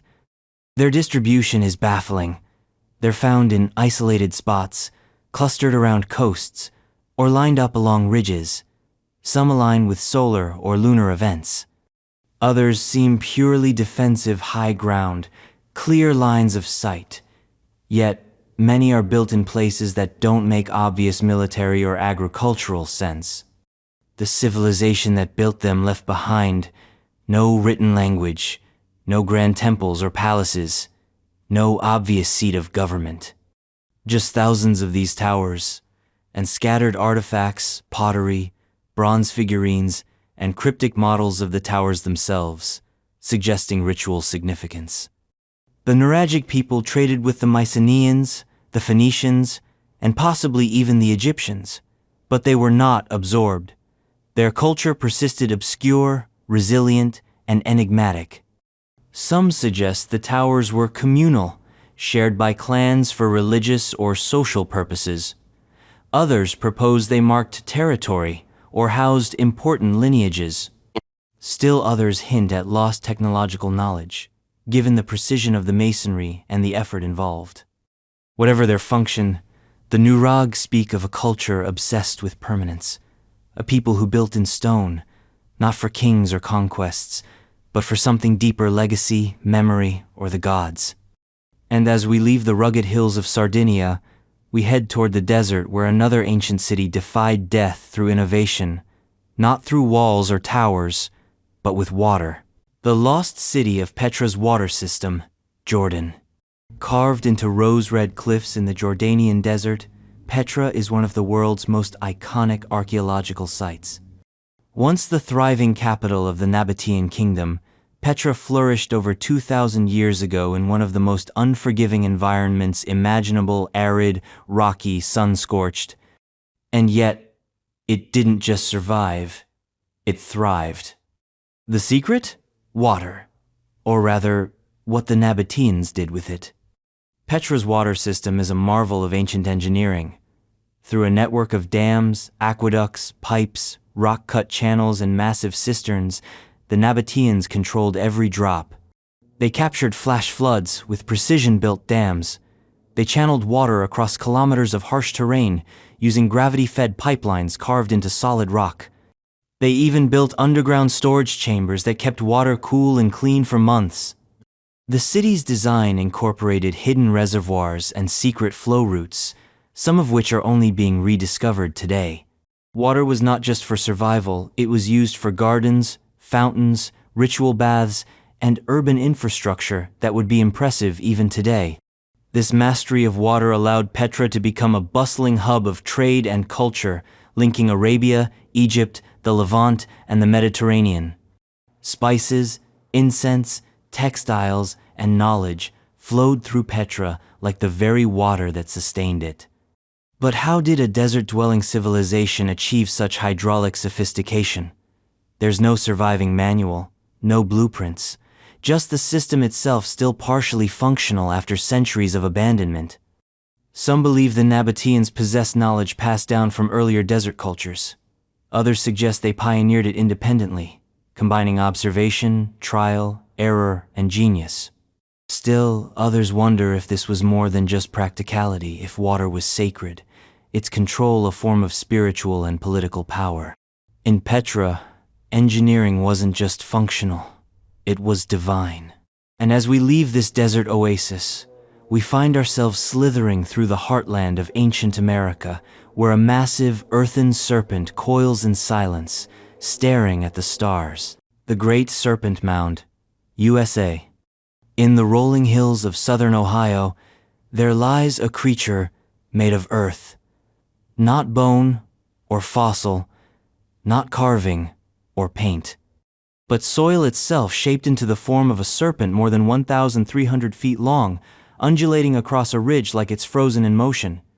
This is the Great Serpent Mound, the largest effigy mound in the world, and one of the strangest. Its head aligns with the setting sun on the summer solstice. Its coils may point toward lunar or planetary events. At its mouth, it appears to swallow or regurgitate a large oval shape. An egg? A sun? A star? We don't know. We've never known. The mound isn't just big, it's precise. The curves are smooth, intentional, flowing, built atop a plateau that itself rests on a serpentine geological anomaly. The entire site buzzes with mystery. Who built it? The Adena? The Ford ancient culture? Or someone even earlier? Carbon dating has been inconsistent. Some samples date the site to 300 BCE. Others suggest construction closer to 1000 CE. And the lack of artifacts or burial remains inside the mound only deepens the enigma. What's clear is that it wasn't just decorative. The Great Serpent likely had spiritual, astronomical, and perhaps even territorial significance. Snakes were potent symbols in many Native American cosmologies, representing fertility, rebirth, the underworld, or cosmic knowledge. But why such a colossal expression? And why here? Some theorists go further. They suggest the mound encodes ancient mathematical knowledge, Fibonacci, spirals, pi, golden ratios. Others propose connections to serpentine myths from Mesoamerica, tying it to a much broader cultural network. Still others whisper about ley lines and extraterrestrial influences. Whatever its origin, the Great Serpent Mound challenges our assumptions about scale, about purpose, about what ancient civilizations knew and what they wanted us to remember. And if the mound was a message carved from earth to sky, then perhaps the next mystery is a message carved in stone, a stone lid specifically, one that many say depicts a man in a spaceship. The Palenque astronaut sarcophagus lid, Mexico. In the Temple of the Inscriptions in Palenque, Mexico, lies a stone lid that has launched 1,000 conspiracies. It's the cover to the sarcophagus of Kinich Janab Pakal, a Maya ruler buried around 683 CE. But this isn't your typical grave marker. It's a cosmic tableau, intricate, hypnotic, and deeply strange. At the center lies Pakal, reclined at an angle, surrounded by glyphs and symbolic architecture. He appears to be seated inside a complex structure, with his hands gripping what look like controls, his feet poised on pedaled supports. Beneath him, flames and clouds billow. Around him, strange tendrils and machinery twist like tentacles. To some, it's unmistakable. This isn't just a king in death, it's an astronaut, launching into the cosmos. That interpretation exploded into popular culture thanks to Erich von Däniken, who famously included the lid in his 1968 book, Chariots of the Gods. According to von Däniken and fellow ancient astronaut theorists, Pakal isn't just going to the afterlife, he's boarding a rocket ship. The lid becomes the Rosetta Stone of extraterrestrial contact, encoded in ancient stone. Mainstream archaeologists disagree. They argue the image is a classic Maya depiction of the world tree, with Pakal descending into the underworld Xibalba. The rocket flames are actually stylized roots. The controls are celestial bands and serpents. It's a scene of death, rebirth, and cosmology. Nothing more. And yet, the debate refuses to die. Because even if the image is symbolic, the style of the symbolism is uncanny. The layout, the pose, the vertical thrust of the entire scene, it looks mechanical, modern, purposeful. The sarcophagus lid is nearly 12 feet long and weighs several tons. It took enormous effort to carve and install. Clearly, this was more than just a tombstone, it was a statement, a message even. And whether Pakal was a king, a god, or a pilot, one thing is certain, his story isn't finished. Because a few thousand miles away, in the high-altitude caves of the Himalayas, lie stone discs that tell an even stranger tale of crash-landed visitors, forgotten tribes, and whispers of the stars. The Dropa stones, China. High in the Bayanhar mountains of China, legend says a cave once yielded something so strange, so impossibly alien, it nearly vanished into folklore. Hundreds of stone discs, each about a foot in diameter, were found buried alongside skeletal remains with elongated heads. These were the Dropa stones carved with concentric grooves and tiny hieroglyph-like markings that no one has been able to translate. The story goes that in the 1930s, an expedition led by Chinese archaeologist Chi Pute stumbled upon this cave system. Inside were rows of shallow graves not of animals or ancient Chinese tribes, but of small humanoids with spindly limbs and disproportionately large skulls. Interred with them were these discs, like stone records, each etched with spiraling inscriptions. No known writing, no comparable culture, just stone messages from something other. When translated decades later, so the story claims, the discs told of a crash, a spacecraft descending from the clouds, malfunctioning and stranded. The beings inside, the Dropa, sought shelter among the mountains. They tried to integrate with local tribes, but their difference made them pariahs, hunted, feared. Eventually, they died out, leaving only these stone records behind. It's a narrative straight out of sci-fi, but no official museum holds the Dropa stones. No peer-reviewed journal has documented their study. The cave's location remains disputed, and the story of their discovery, translation, and disappearance has more plot holes than a B-movie script. Skeptics call it a hoax, a fabrication of Cold War-era fringe media. And yet, like many fringe tales, it lingers. Because the image is irresistible, stone discs spinning messages from the stars, hidden for millennia in the quiet breath of Himalayan winds. Even if the Dropa never existed, the myth persists, fuel for the fire that says history is weirder, deeper, and far more alien than we're taught. And on the next island over, the echoes of a real civilization shift. The Moai are silent. The Birdman is watching. And the cult that rose from stone may hold the key to a cultural collapse that no one fully understands. The Rapa Nui Birdman Cult, Easter Island. Easter Island Rapa Nui is best known for its Moai, massive stone heads gazing solemnly across the land, their backs to the ocean, their mysteries etched into volcanic tuff. But the island's second act, the chapter after the Moai, is just as enigmatic. It's the story of a cultural pivot, a transformation from stone worship to something more airborne. Enter the Birdman cult. Long after the Moai era waned, the people of Rapa Nui turned to a new belief system centered around a deity called Make-Make, and a ritual that was part religion, part survival, part high-stakes sport.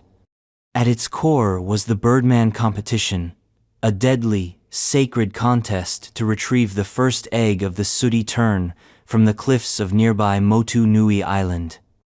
Each year, tribal champions, or their designated hopu, runners, would scale down a treacherous cliffside, swim through shark-infested waters, and wait for the terns to lay.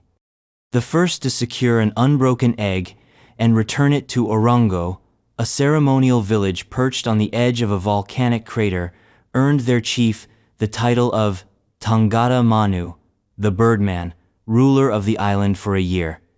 The shift from Moai building to the Birdman cult wasn't just a religious change, it was a survival strategy. By the time the cult emerged, Rapa Nui's resources had dwindled. Deforestation, soil erosion, and internal conflict had decimated the population. The days of carving giants were over. The people turned inward, upward from stone to sky. Why the bird? Why the egg? Why the perilous test? Some interpret it as a fertility rite, others as astronomical allegory. The egg symbolizing rebirth, the tern a celestial messenger.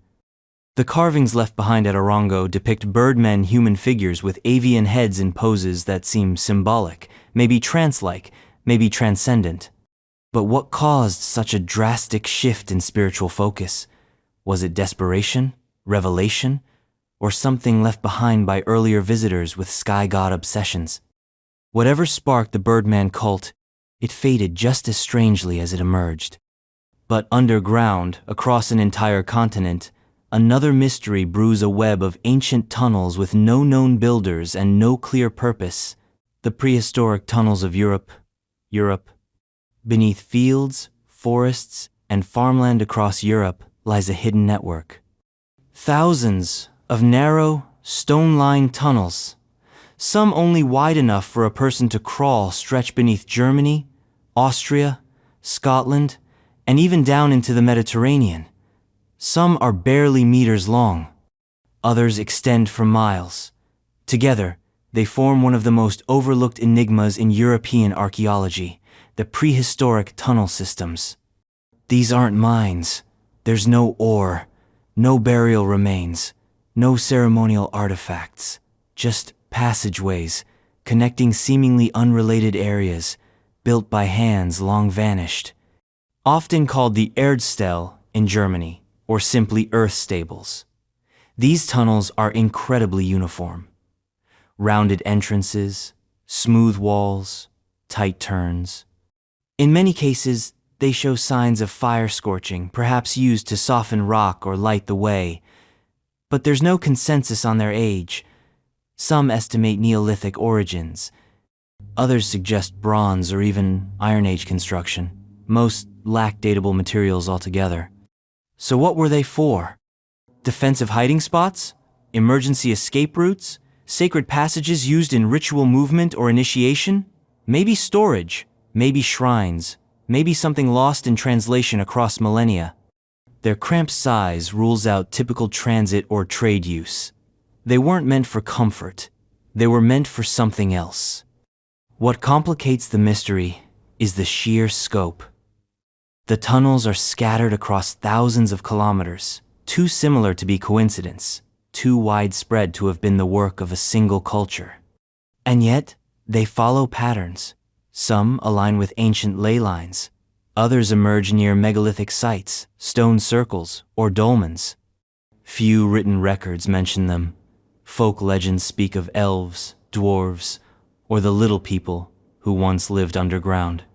A cultural echo of forgotten builders, perhaps? Or just myth filling the vacuum where history has gone missing? Whatever their purpose, the tunnels remain mostly unexplored. Too dangerous, too narrow, too time-consuming. But they're there just underfoot connecting dots we haven't figured out yet. And speaking of dots and illusions, let's take a quick jump, not underground, but off-planet. Because on Mars, in a region called Cydonia, a blurry satellite image once triggered a frenzy that still hasn't fully died down. The face of Mars. Cydonia region, Mars. It's 1976. NASA's Viking 1 orbiter snaps a photo of the Martian surface in a region called Cydonia, and in that photo, half shrouded in shadow and pixel blur, is a mountain shaped like a face. A distinctly humanoid face, with eyes, a nose, and a mouth. Cue global hysteria. The face on Mars became an instant icon, the Mona Lisa of cosmic conspiracy.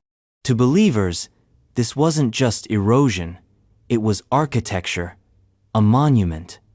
A message from an ancient Martian civilization left to be seen when humanity was ready. The image spread like wildfire through tabloids, sci-fi forums, documentaries. Authors like Richard Hoagland fueled the fire with theories of Martian pyramids, underground bases, and alignments mimicking Earth's ancient sites. The face wasn't alone, they said. It was part of a ruined city, possibly built by beings who once visited Earth and seeded our myths. Skeptics had a simpler answer. Pareidolia, our brain's tendency to see faces in randomness. Clouds, toast, rock formations. The low resolution of the Viking image only made it worse, allowing our imaginations to fill in the gaps. Then came the kill shot. In 2001, NASA's Mars Global Surveyor snapped high-res photos of the same region. The face vanished. It was just a butte. A lumpy mesa with no real symmetry, just tricks of light and angle. Case closed? Not quite. Because the myth had already taken root. And the new images, to some, only deepened the conspiracy. NASA was hiding the truth. The good images were fake, or taken in different conditions, or deliberately blurred.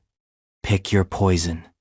Whether monument or mirage, the face of Mars reflects something undeniably human: our need to project meaning, to believe we're not alone, and to hope that someone out there once looked back. But what if the secrets we seek in space are already listed here on Earth on copper plates that claim to point to lost treasures hidden since biblical times? The Copper Scroll, Israel. Unlike its more famous companions, the parchment and papyrus scrolls found among the Dead Sea Scrolls, the Copper Scroll is an outlier. Discovered in Cave 3 at Qumran in 1952, it wasn't made from fragile paper. It was hammered from pure copper, rolled tightly, and hidden away not with philosophical teachings or scripture, but with a list, a very strange list.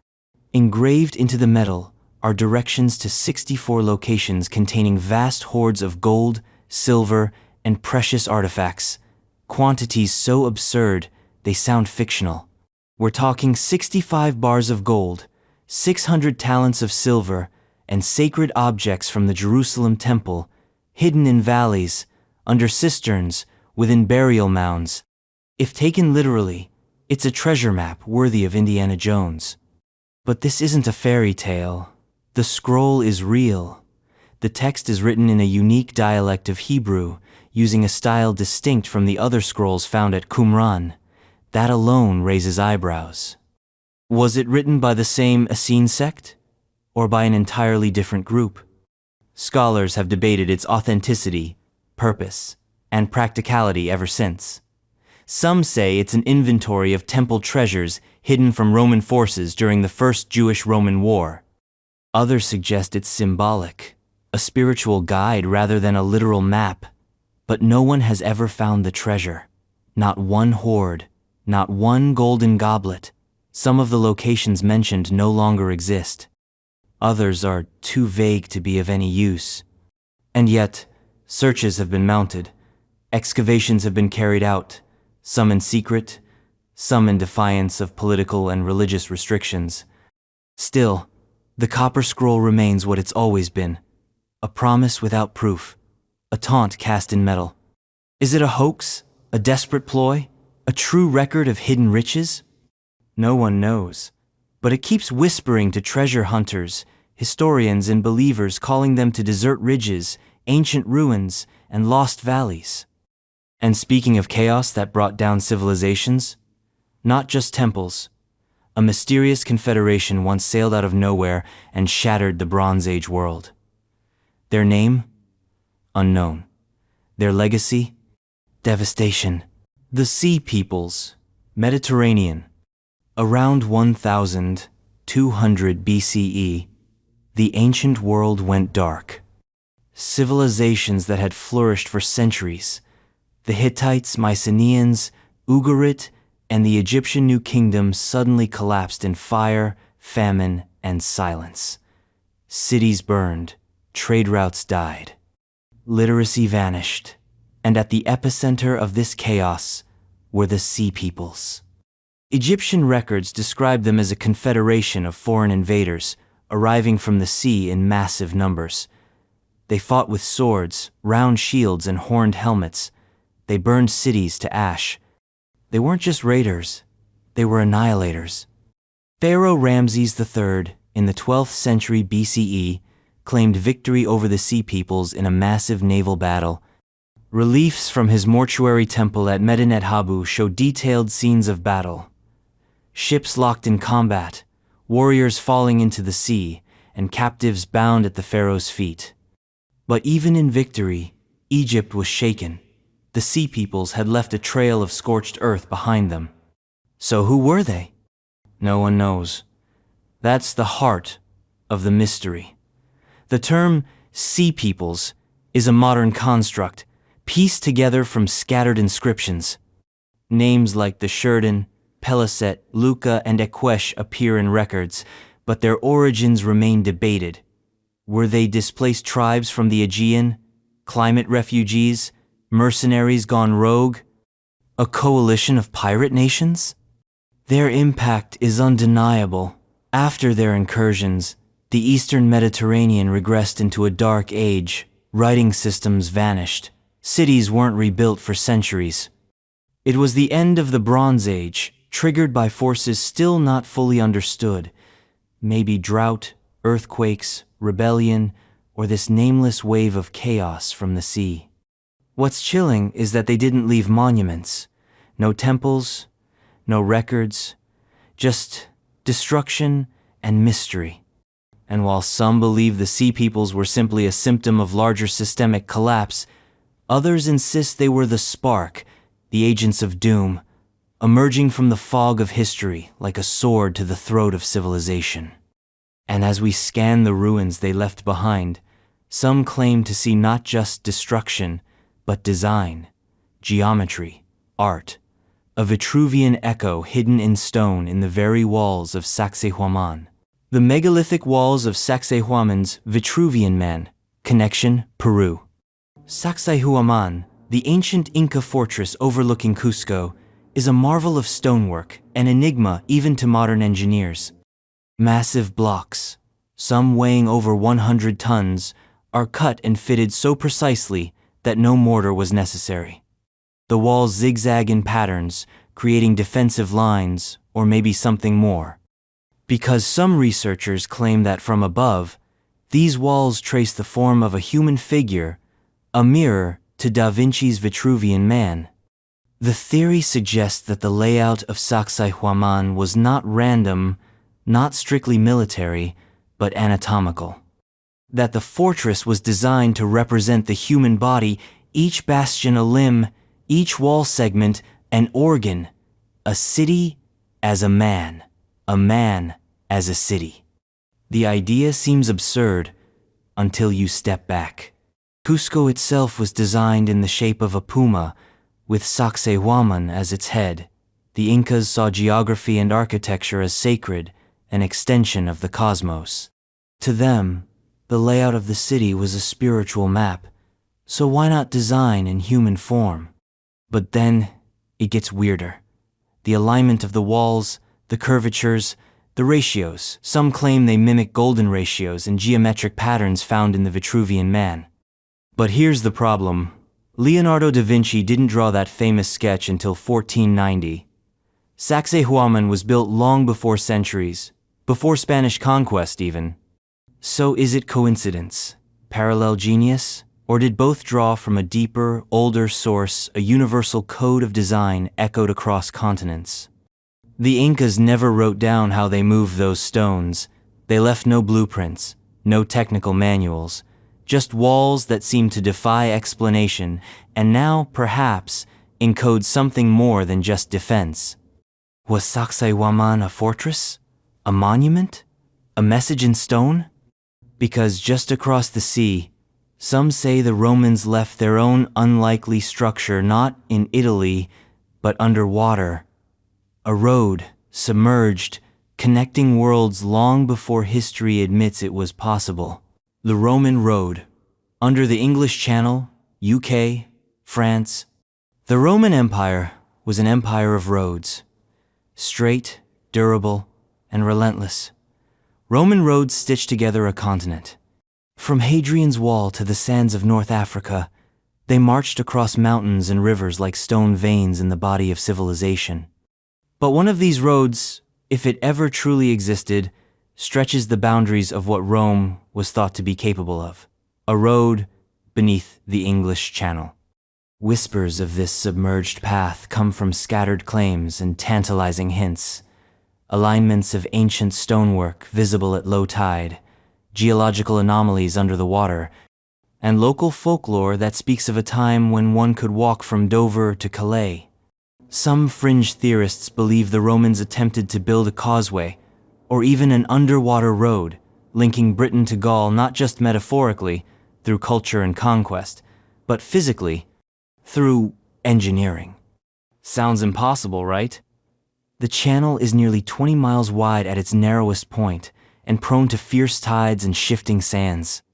But then again, these are the people who built aqueducts that spanned valleys and bridges that stood for millennia.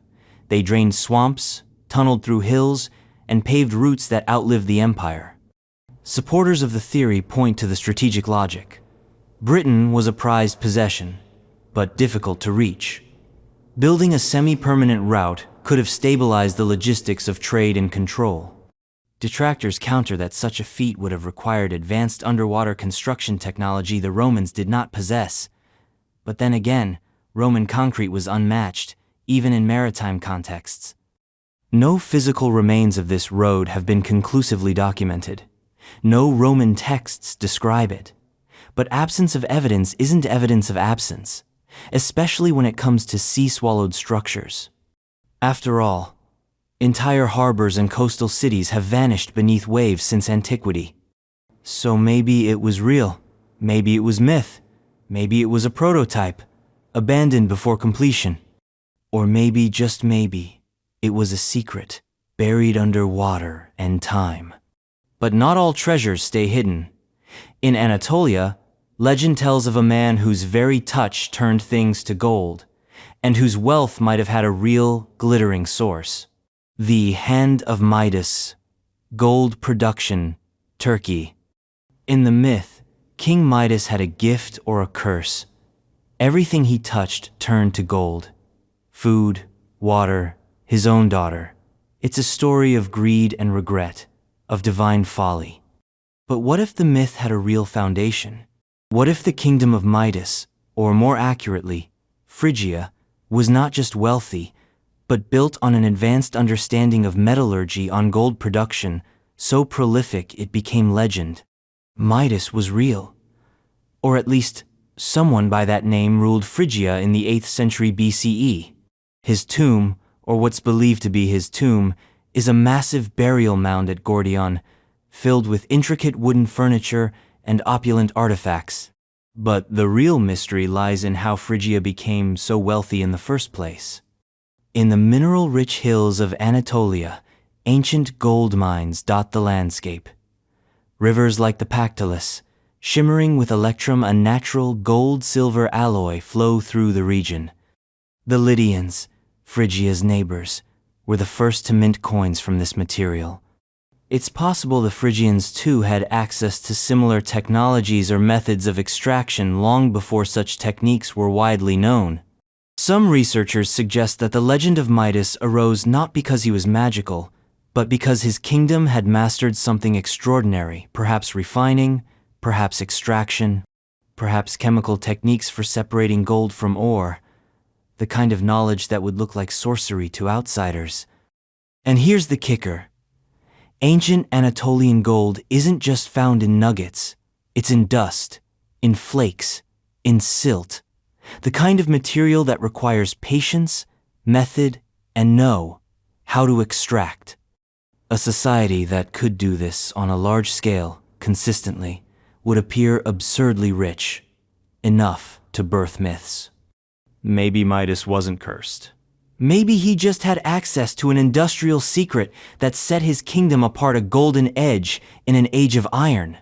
And speaking of birds, the Midas tomb wasn't the only mystery in his realm. Thousands of miles away, in the heart of Africa, birds carved from stone stood sentinel over another ancient enigma. The great Zimbabwe birds, Zimbabwe. High on a plateau in southeastern Africa, the ruins of Great Zimbabwe rise like the bones of a forgotten city. Towering dry stone walls, some over 30 feet tall, enclose courtyards and passageways with no mortar, just tightly fitted granite blocks. But among the ruins, one feature stands apart. A series of carved soapstone birds, perched atop columns like silent watchers. These are the Zimbabwe birds' emblems of mystery, power, and identity. 8 of these sculptures have been found, each one stylized, with a raptor-like head, curved beak, and human-like features. They aren't just birds. They're hybrids, part animal, part ancestral spirit, part symbol. They likely represented totemic animals, clan guardians, or deified ancestors. But their precise meaning is lost, sealed away with the kingdom that created them. Great Zimbabwe was the capital of a powerful trading empire that thrived between the 11th and 15th centuries. Gold, ivory, and iron flowed through its gates. Trade extended to Arabia, Persia, and even China, but for centuries, European scholars refused to believe that sub-Saharan Africans could have built such a city. The stonework, the organization, the complexity, it didn't fit colonial narratives. Today we know better, but the birds remain elusive. They appear to have been revered, protected, even relocated when the city fell. They're believed to symbolize kingship, spiritual protection, and perhaps the link between heaven and earth, but the carvings offer no explanations, just eyes that never blink, wings that never fly. The birds have become national icons featured on Zimbabwe's flag, currency, and emblems, but their message remains locked in stone. Who carved them? Why? What stories did they tell in their prime? Perhaps they watched, not just over a city, but over a sacred origin, a mythical homeland, whispered in Aztec legend, a city of shining water, now lost in the mists of time and myth, called Aztlan, the lost city of Aztlan, Mexico. In the origin myths of the Aztecs, there's a place called Aztlan, a shining island city, surrounded by water, rich in birds, flowers, and mystery. It was, according to legend, the ancestral home of the Mexica people, the tribe that would one day become the Aztecs.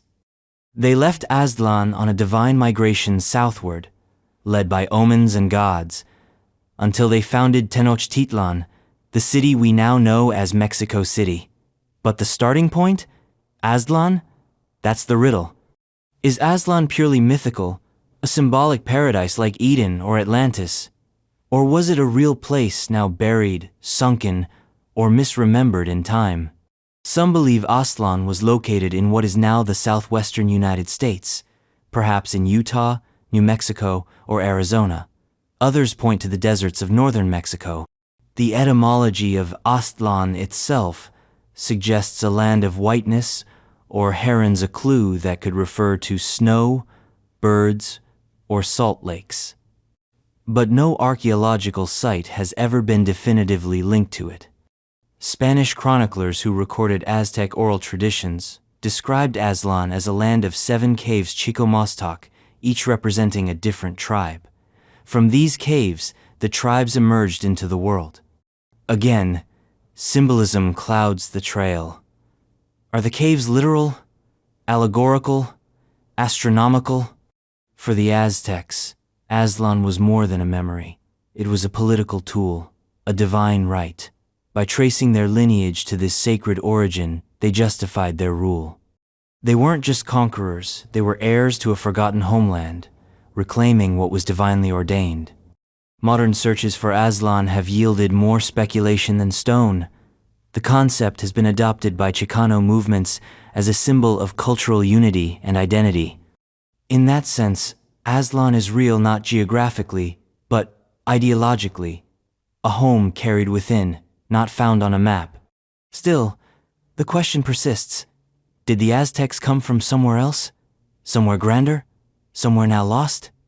And as the waves of time wash away even the mightiest of cities, perhaps clues lie not in legend, but under the sea where another ancient city, linked to gods and avatars, lies submerged and waiting. The ancient city of Dwarka, India. Off the western coast of India, beneath the waters of the Arabian Sea, lies a ghost city. Submerged ruins, massive stone blocks, and intricate grids rest quietly beneath the waves, believed by some to be the lost city of Dwarka. Not just any city, but the legendary capital of Lord Krishna, a divine hero from the Mahabharata. A city of golden walls, thousand-palace splendor, and impossible engineering said to have sunk into the ocean at the moment of Krishna's departure from the world. For centuries, Dwarka was considered a myth, part of India's rich tapestry of epic tales. But in the early 2000s, underwater surveys off the coast of Gujarat began revealing ruins beneath the sea. Regular shapes, right angles, and structures that looked too precise to be natural. Could myth and archaeology be meeting in the surf? The site, often referred to as Bet Dwarka or Gulf of Cambay ruins, sparked immediate debate. Some researchers claim the structures date back 9,000 years, far older than any known Indian civilization. Others caution that the dating methods are inconclusive and that the formations might be natural or misinterpreted. Still, the discovery forced a re-examination of India's deep history. Legend holds that Dwarka was built by divine architects, a city of wonder and splendor. When Krishna died, the gods reclaimed it, sinking it into the sea. Whether metaphor or memory, it fits an uncanny pattern. Cultures around the world telling stories of golden cities swallowed by waves. What's real? The ruins are real. The myth is powerful. The connection between them? Still unknown. Yet, if ancient Indians did possess the seafaring skills, urban planning, and spiritual sophistication implied by Dwarka, then much of what we think we know about early civilizations may need revising. And from the waters of Gujarat, we now climb into the hills of central Italy, where a mysterious civilization once gazed into polished bronze and carved their myths in mirrors. The Etruscan mirrors, Italy. Before Rome, there were the Etruscans, enigmatic, sophisticated, and frustratingly elusive. They lived in central Italy, flourished in art, architecture, and metallurgy, and then were absorbed into the Roman machine. Most of what we know about them comes not from their own writings, but from what the Romans chose to remember and what the Etruscans left buried in tombs. Among these relics are the Etruscan mirrors, bronze discs, polished to reflect, but engraved on the back with scenes that reflect something deeper, mythology, ritual, and the shadow of a forgotten worldview. These weren't just beauty tools, they were symbolic, functional in this world, and spiritual in the next. Many were found in graves, suggesting they were meant to accompany the dead. Each engraving tells a story, some familiar, like Hercules or Persephone, others stranger, with gods and monsters unique to the Etruscan pantheon. The inscriptions are in Etruscan, a language we can read phonetically but barely understand. So, while we can pronounce the names of these figures, we don't always know what they meant to the people who etched them. The mirrors become a double mystery. Unknown language paired with unknown mythology. What stands out is the style. The artistry is fluid, sometimes whimsical, sometimes somber. Figures twist and interact like they're caught mid-drama. Some scenes resemble Greek myths but with odd variations. Others have no known parallel. Scholars have speculated endlessly about their meaning. Were they teaching tools, status symbols, magical objects? There's a theory that the Etruscans believed mirrors could trap or reveal the soul, that to look into one was to connect with the divine or the dead. If true, these weren't just ornaments, they were portals.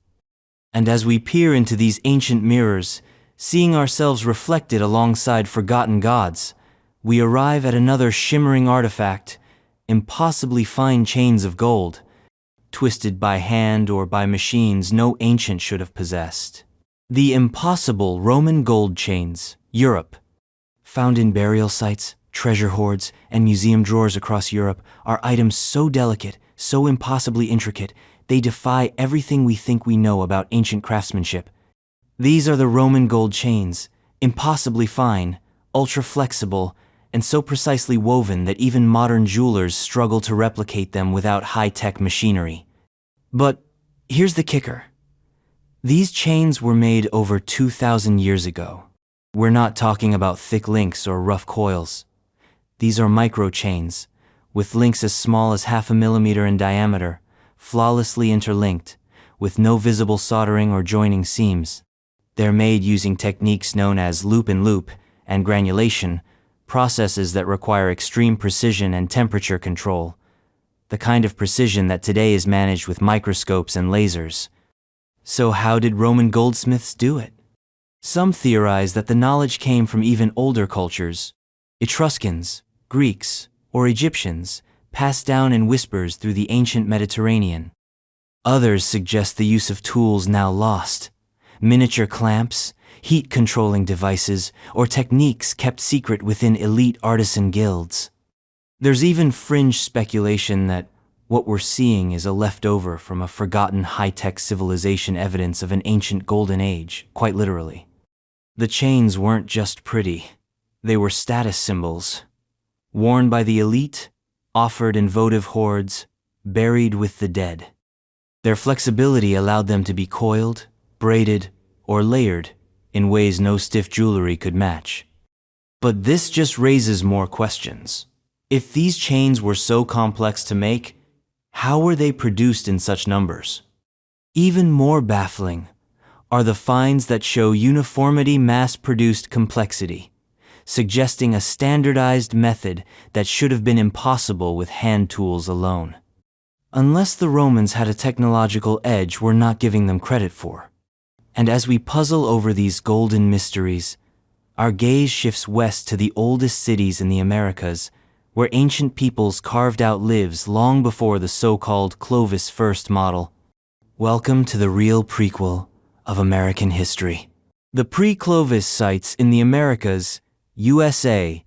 For decades, mainstream archaeology insisted that the first people arrived in the Americas around 13,000 years ago via a land bridge from Siberia to Alaska, chasing game animals into an unpeopled continent. These were the Clovis people, named for their distinctive, fluted spear points.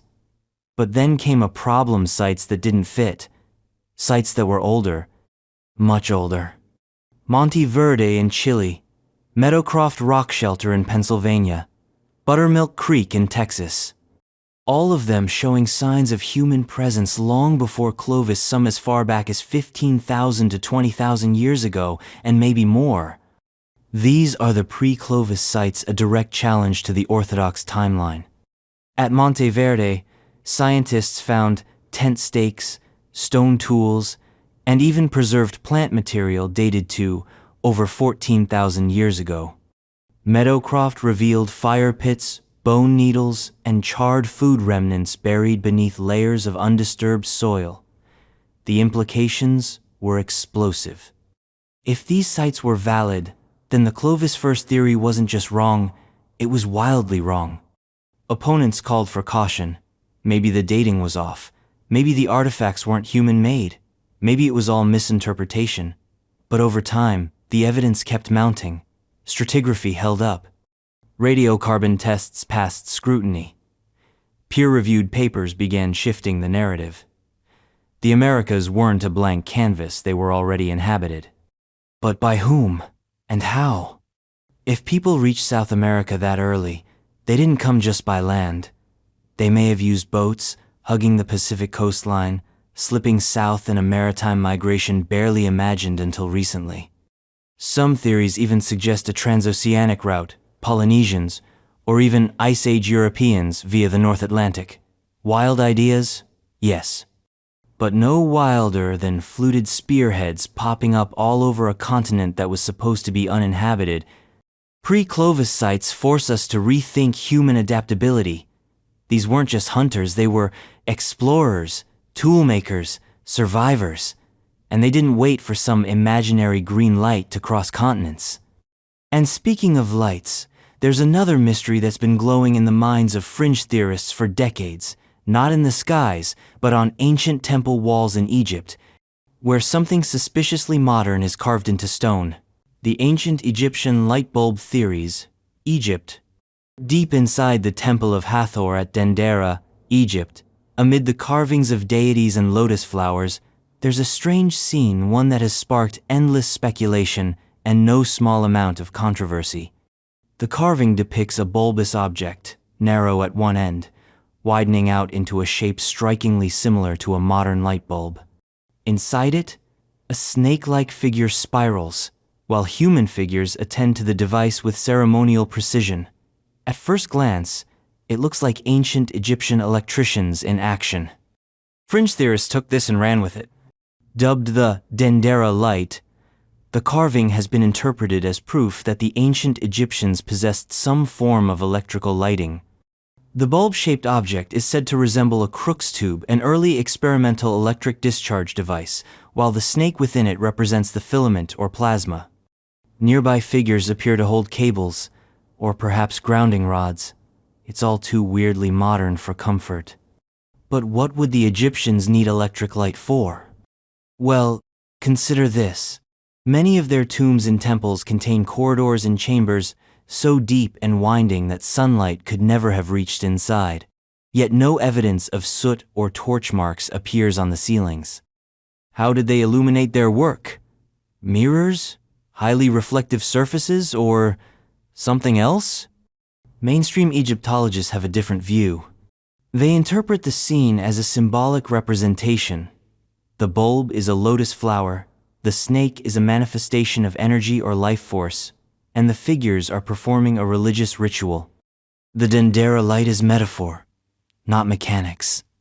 Still, the theory won't die, because if, and it's a big if, the Egyptians had discovered even rudimentary electricity, it would upend the entire timeline of technological development.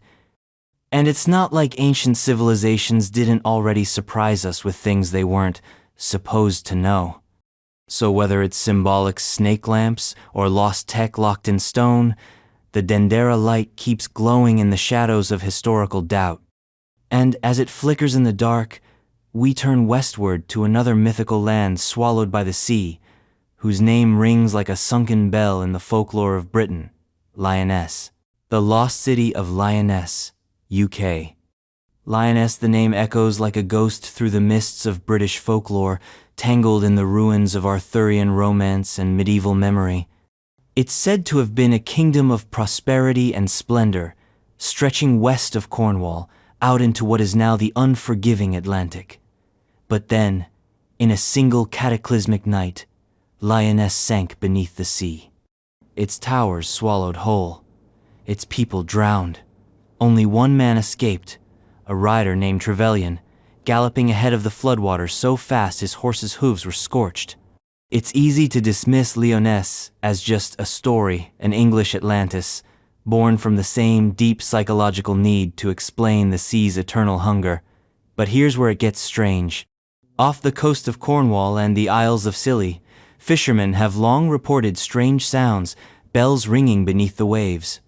Divers have claimed to see stone walls and roads beneath the shifting sands. The waters there are shallow, treacherous, dotted with reef and rock.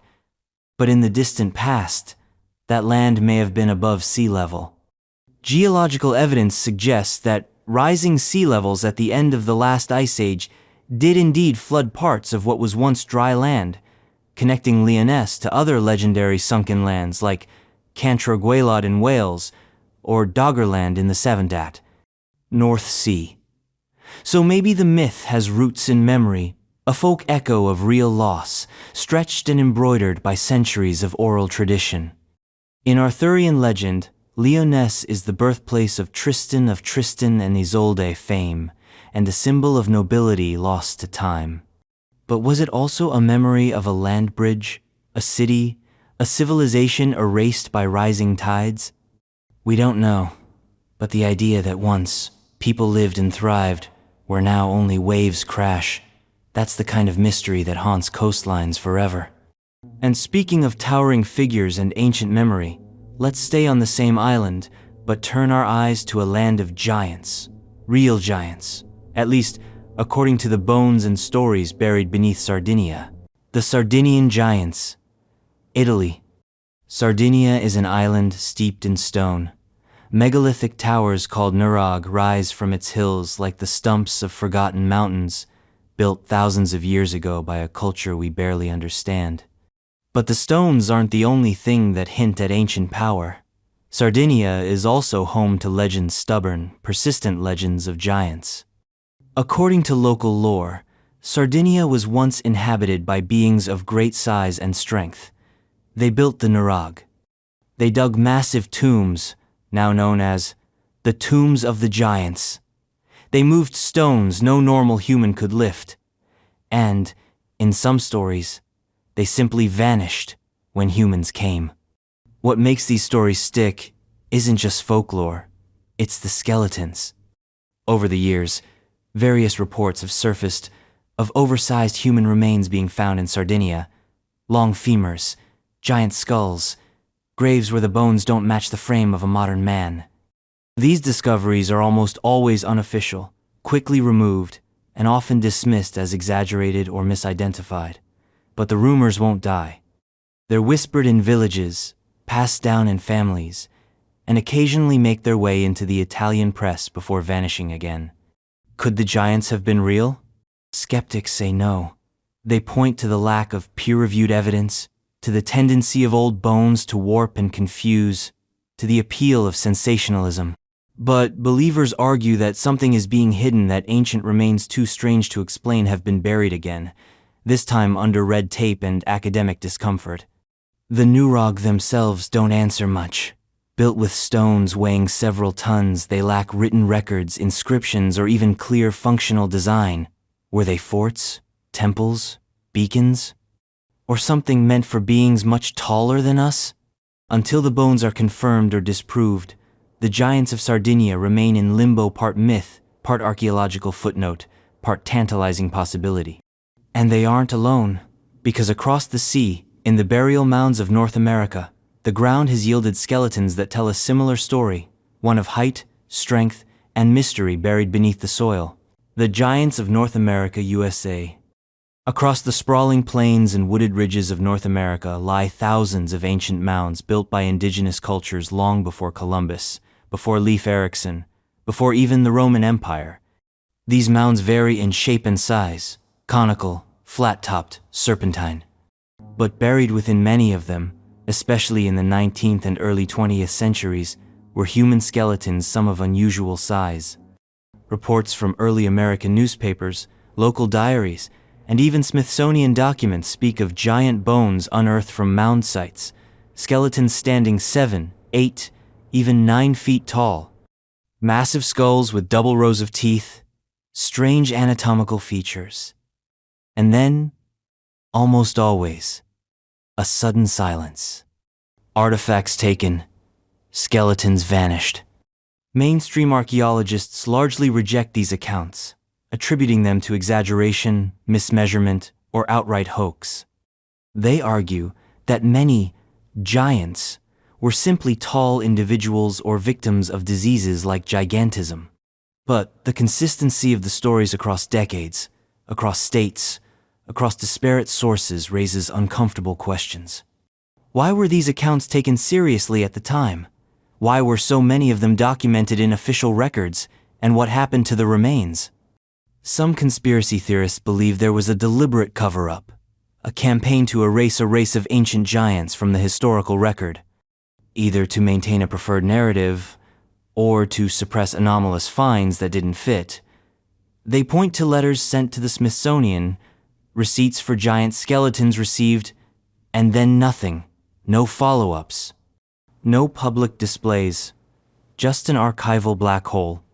Others believe the truth is less sinister but just as compelling. That a now lost population of abnormally tall people once lived in North America, perhaps due to selective breeding, genetics, or environmental factors, and that their existence, while not supernatural, still defies easy categorization. Until hard evidence reemerges, the giants of North America remain ghosts, not just in legend, but in the archives. But while some giants may be buried, others may have lived beneath empires in tunnels and chambers still hidden under the stones of ancient walls, like those beneath Hadrian's Wall. The Roman tunnels of Hadrian's Wall, UK.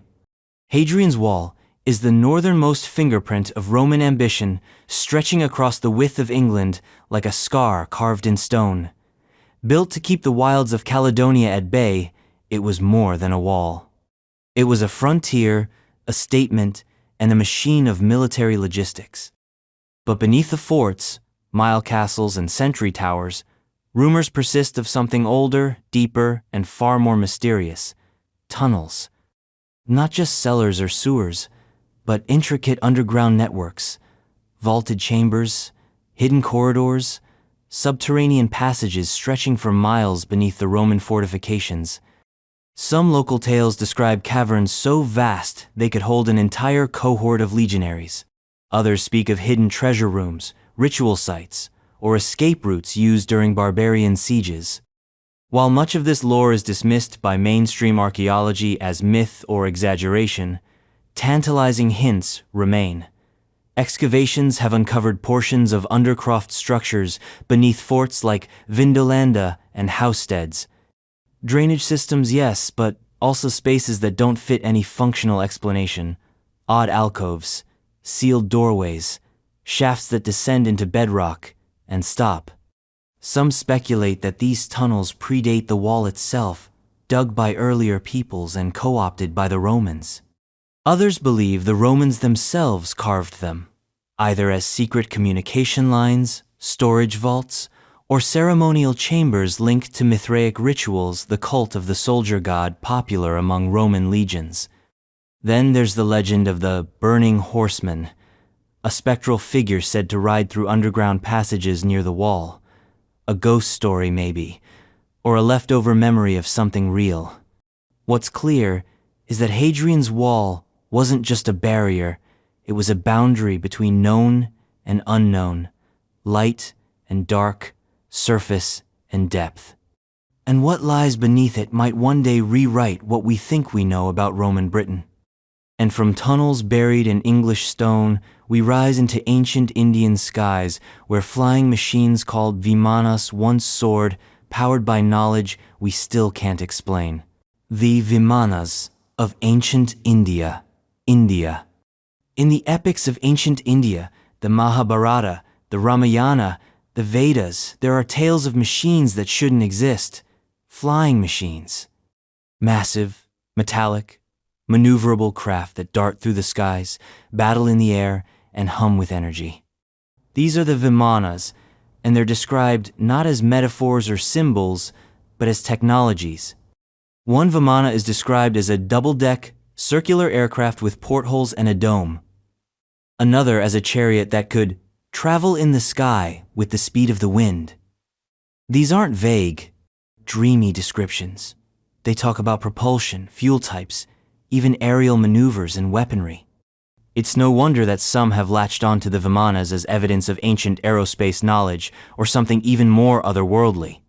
In particular, a Sanskrit text known as the Vimanika Shastra surfaced in the early 20th century, claiming to be an ancient manual on Vimana construction and operation. It includes schematics, detailed technical descriptions, and sections on pilot training and flight mechanics.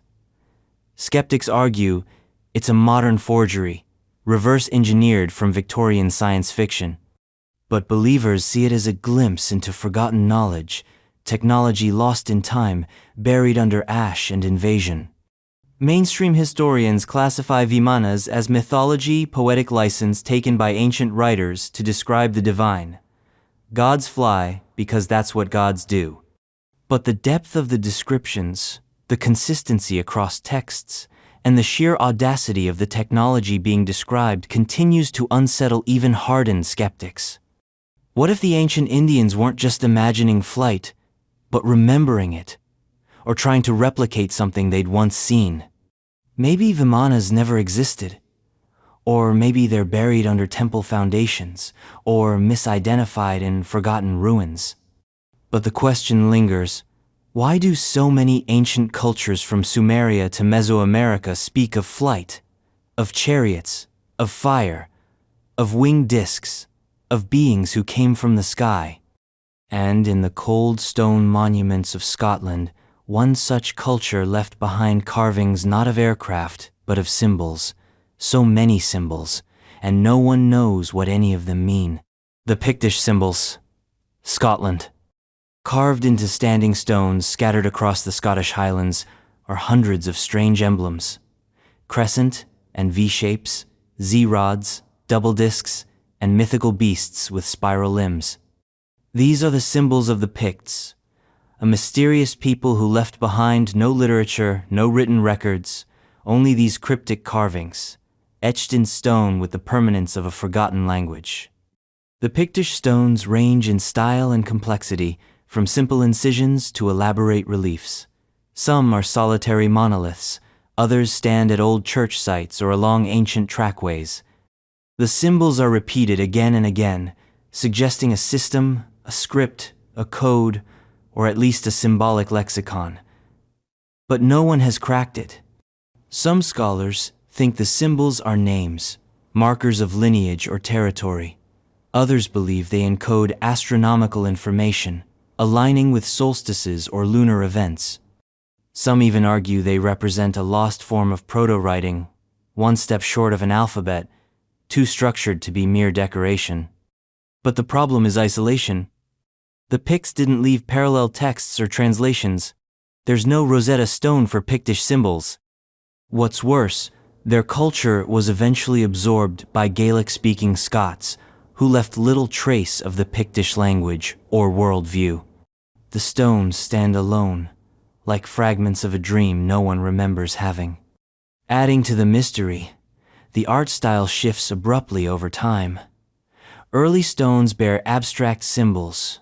Later ones include Christian crosses and biblical scenes. Were the symbols a sacred code, replaced when new gods arrived? Or were they suppressed, deemed pagan, and erased? There are theories, of course. Theories about mushroom cults, symbolic maps, or even extraterrestrial contact. But all we have are the stones, weathered, silent, unyielding. And among these strange shapes, there is one that stands out not for what it is, but for where it shows up next. Carved into temples half a world away, centuries before it was ever supposed to exist, the Star of David in ancient Egypt. The Star of David on ancient Egyptian structures, Egypt. Before it was etched into synagogues, flags, or medieval texts, the six-pointed star we now call the Star of David, the hexagram, might have already left its mark on the ancient world. In particular, whispers of it appear in some of the least expected places, carved or inscribed into the architecture of ancient Egypt. The hexagram's appearance in ancient Egyptian structures is subtle, not widespread, not loudly declared, but present. It pops up in decorative elements, in temple motifs, sometimes in connection with geometric design or mystical iconography. And the mystery isn't just the symbol itself, it's the anachronism. Because the Star of David, as we know it, wasn't associated with Judaism until well into the medieval period. So what was it doing in Egypt, carved in stone thousands of years earlier? To some, it's proof of a deep symbolic tradition, a universal language of sacred geometry. Two overlapping triangles, one pointing up, one down, representing balance, duality, unity. Heaven and earth, male and female, fire and water. A concept so old it transcended cultures, only later being co-opted by specific religions. Others take a more controversial stance, that early Jewish or proto-Jewish communities might have existed within Egypt, far earlier than standard timelines suggest, and that their symbols found expression in the local architecture. Or perhaps, even more provocatively, that the symbol didn't originate with Judaism at all, but was adopted from an even more ancient system. Mainstream Egyptologists usually classify these hexagrams as coincidental, purely decorative elements or natural outcomes of geometric design. But that explanation leaves something hanging, a sense that symbols like this don't just happen, especially ones that go on to become sacred for millennia. Why does the same shape appear in India's yantras, in Islamic mosaics, and even in medieval alchemical texts? Why do civilizations separated by oceans and centuries seem to land on the same symbol? Maybe it's coincidence. Or maybe it's a glyph for something older, something passed hand to hand, chisel to chisel, far beyond borders and belief systems. And speaking of ancient engineering and forgotten knowledge, the Romans had secrets too, especially when it came to building things we still can't replicate today. The lost knowledge of Roman engineering. Rome. Roman engineering was absurd. Let's start with the Pantheon. That dome, still the largest unreinforced concrete dome in the world nearly 2,000 years after it was built. How? Why? And more importantly, why can't we do the same? The answer lies in a mystery that's not exactly buried. It's poured, molded, and standing defiantly in the face of time. Roman concrete. It's everywhere, in harbors, aqueducts, bathhouses, and domes. And yet, despite all our modern tech, we still haven't fully reverse engineered its longevity. Unlike modern concrete, which crumbles in a few decades, Roman concrete gets stronger with time.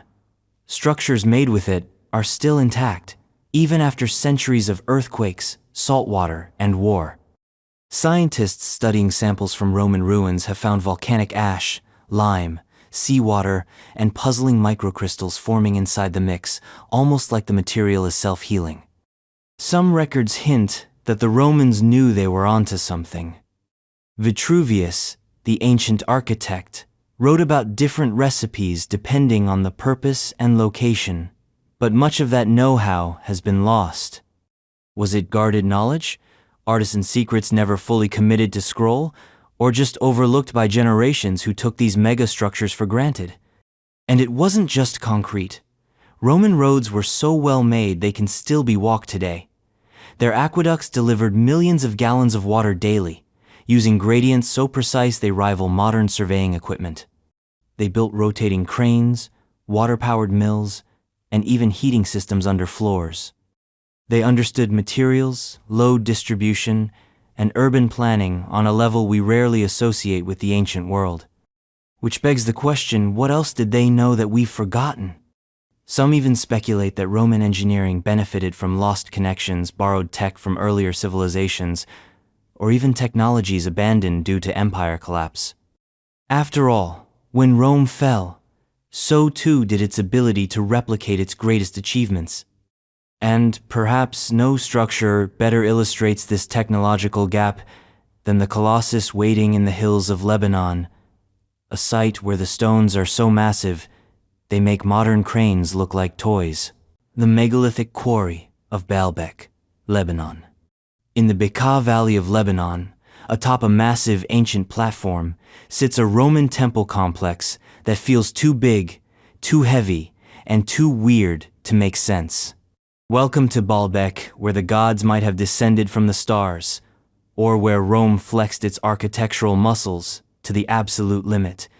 But the real mystery isn't what's on top, it's what lies below. At Baalbek's quarry, there's a stone known as the Stone of the Pregnant Woman. A poetic name for what is essentially a megalithic brick, the size of a small ship. Weighing in at over 1,000 tons, it wasn't just big, it was impossible. And then they found another one, and then another. Some of these stones were even larger, left half-cut or partially buried. No one knows exactly how they were supposed to be moved. These aren't your average building blocks. They are the largest worked stones in the ancient world. And they weren't just left in the quarry, some made it all the way to the Temple of Jupiter, placed so precisely that even a modern laser-guided team would struggle to fit them better. So how did they do it? Theories abound. Ramps, rollers, levers, and slave labor are the go-to explanations, but none of them fully account for the sheer size and precision. These stones would have required coordination, logistics, and lifting capabilities that border on the mythical. And remember, this was centuries before cranes, forklifts, or reinforced steel. Fringe researchers suggest lost technology, sonic levitation, or alien help. More grounded thinkers suggest we're simply underestimating Roman ingenuity. But even by Roman standards, Baalbek is an outlier. A site so overbuilt, it feels like it was meant to impress someone, or something. The fact that much of this platform may have existed before the Roman temple was built adds another twist. Did the Romans inherit a site that was already ancient? Did they try to match or outdo whoever came before? And if those impossibly massive stones weren't enough, just wait until you see the next site. A megalithic jigsaw puzzle so precise, it seems carved by laser. Welcome to Puma Punku. The Puma Punku's precise joinery, Bolivia. At nearly 13,000 feet above sea level, where the Andes sky seems to crackle with cosmic electricity, lies one of the most puzzling ruins on Earth. Puma Punku, part of the larger Tiwanaku complex in Bolivia, is a site that shouldn't exist, or at least shouldn't exist like this. Massive stone blocks, some weighing over 100 tons, are scattered as if by explosion. And yet it's not the size that stuns, it's the detail. Puma Punku's most infamous stones are the H-block's monolithic pieces of andesite, carved with a level of precision so exact, engineers today still scratch their heads. Perfect 90-degree angles, interlocking grooves, drill hole patterns, smooth surfaces that look machined. And all this from a pre-Incan culture that supposedly didn't have metal tools, the wheel, or written language.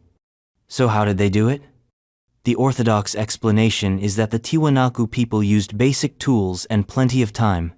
Stone hammers, abrasive sand, and water could theoretically shape and smooth andesite, though the process would be excruciatingly slow.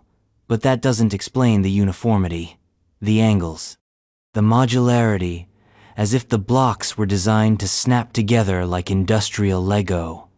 Some researchers argue that these stones were part of a sophisticated architectural plan, possibly ceremonial or astronomical in purpose.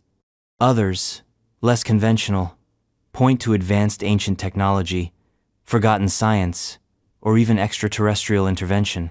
Puma Punku, they say, looks more like the remains of a factory than a temple. The stones are scattered now, as if the site suffered an immense catastrophe. Earthquake? War? Something else? Whatever the cause, what's left are the shattered bones of a structure that once stood with mind-bending precision. And if Puma Punku teaches us anything, it's that complexity doesn't always come with a timestamp. Sometimes, the most advanced work is the most ancient, and sometimes, the best stories are carved in stone. Now, let's zoom in. From massive architecture to tiny symbols, etched by a civilization that may have spoken with the stars themselves or visitors from far beyond. The Ancient Astronaut Interpretations of Maya Art, Mexico. In the heart of Mesoamerica, the Maya carved their legacy into stone towering pyramids, intricate stelae, and tombs so elaborate they still hum with ritual energy. But among the most iconic and controversial is the sarcophagus lid of Pakal the Great, buried beneath the Temple of the Inscriptions in Palenque. What's depicted on that lid has fueled decades of debate, wonder, and cosmic speculation. The lid shows King Pakal descending or ascending into the jaws of the underworld, surrounded by intricate symbols, serpents, and celestial imagery. But to some eyes, it looks like something else entirely. It looks like a man in a spacecraft. The figure lies reclined, arms extended as if operating controls. His foot presses against what looks like a pedal. Tubes and symbols wrap around him like wires and machinery. Below him, flames or exhaust appear to erupt from a nozzle-shaped object. To ancient astronaut theorists, it's not just art, it's evidence. A visual record of technology, of contact. Mainstream archaeologists scoff at the idea. They interpret the lid as a symbolic portrayal of the Maya belief in rebirth, with Pakal falling into the underworld only to rise again as a divine entity. The rocket flames are stylized serpents or world trees.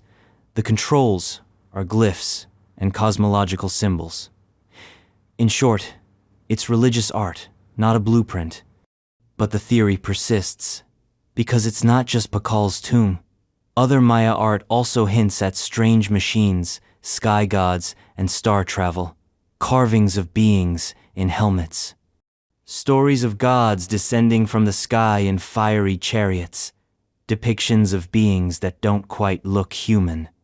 Were the Maya visited, inspired? Were there myths, like those of so many other ancient cultures, echoing something literal rather than metaphorical?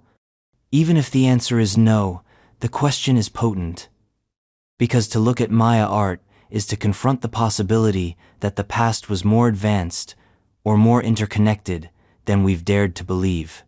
And speaking of impossible pasts, let's turn east to a list of kings so ancient, so long-lived, it makes Methuselah look like a weekend intern. The Sumerian king list's long lifespans. Iraq. The Sumerian king list is one of the strangest documents to survive from antiquity.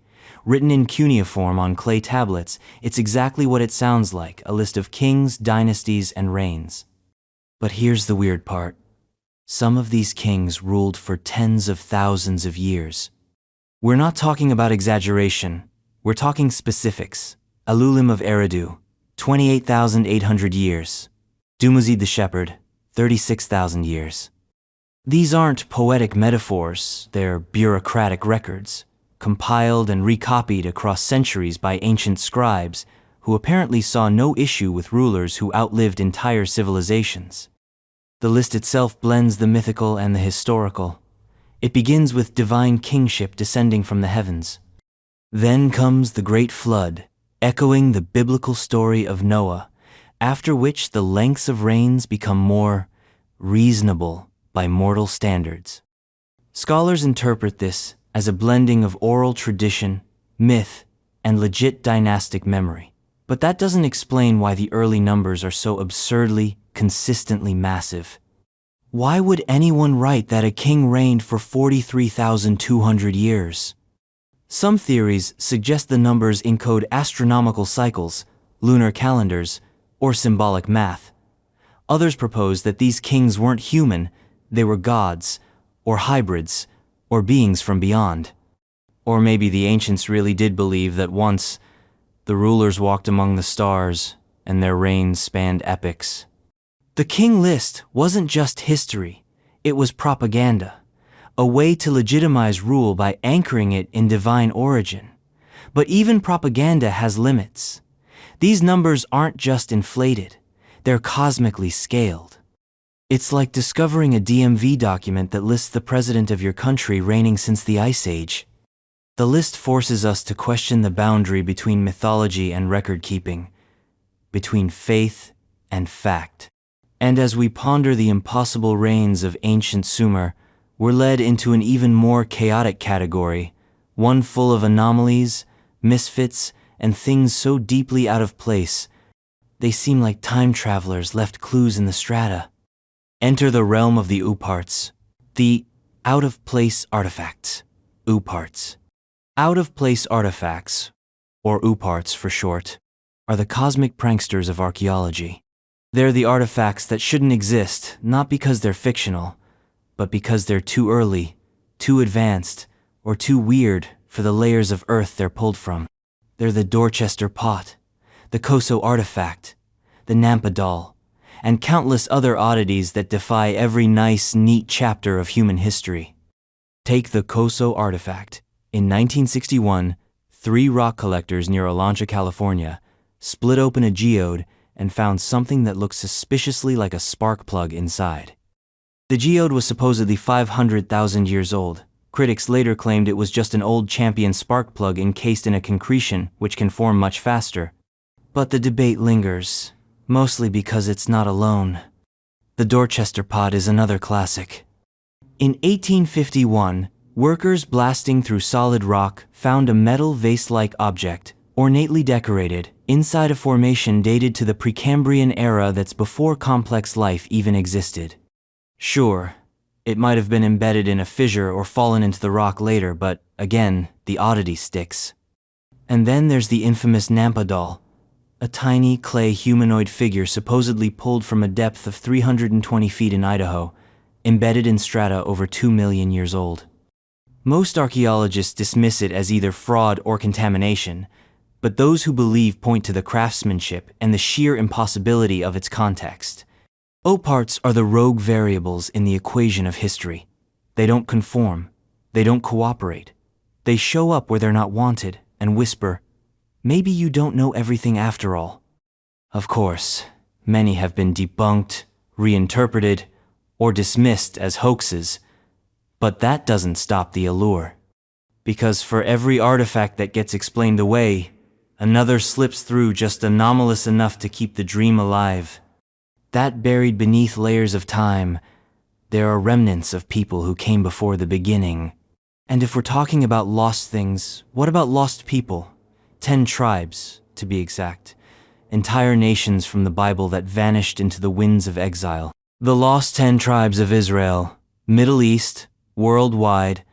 In the 8th century BCE, the Assyrian Empire was on the move, a juggernaut of iron and conquest. Among its victims were the 10 northern tribes of Israel, who, according to the Bible, were captured and deported after the fall of the Kingdom of Israel, and then nothing. No records, no returns, no graves, no closure. The 10 tribes vanished from the historical record, as if they'd walked off the edge of the world. This is the enigma of the lost 10 tribes. A disappearance that has launched 1,000 theories and seeded dozens of legends across continents and centuries. Were they assimilated into the Assyrian Empire? Did they flee east, west, or underground? Did they become the ancestors of some now unrelated people? Or are they still out there, scattered in ways no genealogist can trace? Over the years, everyone from Ethiopians to Afghans, Japanese, Native Americans, and even British royals have been claimed or claimed themselves as descendants of the lost tribes.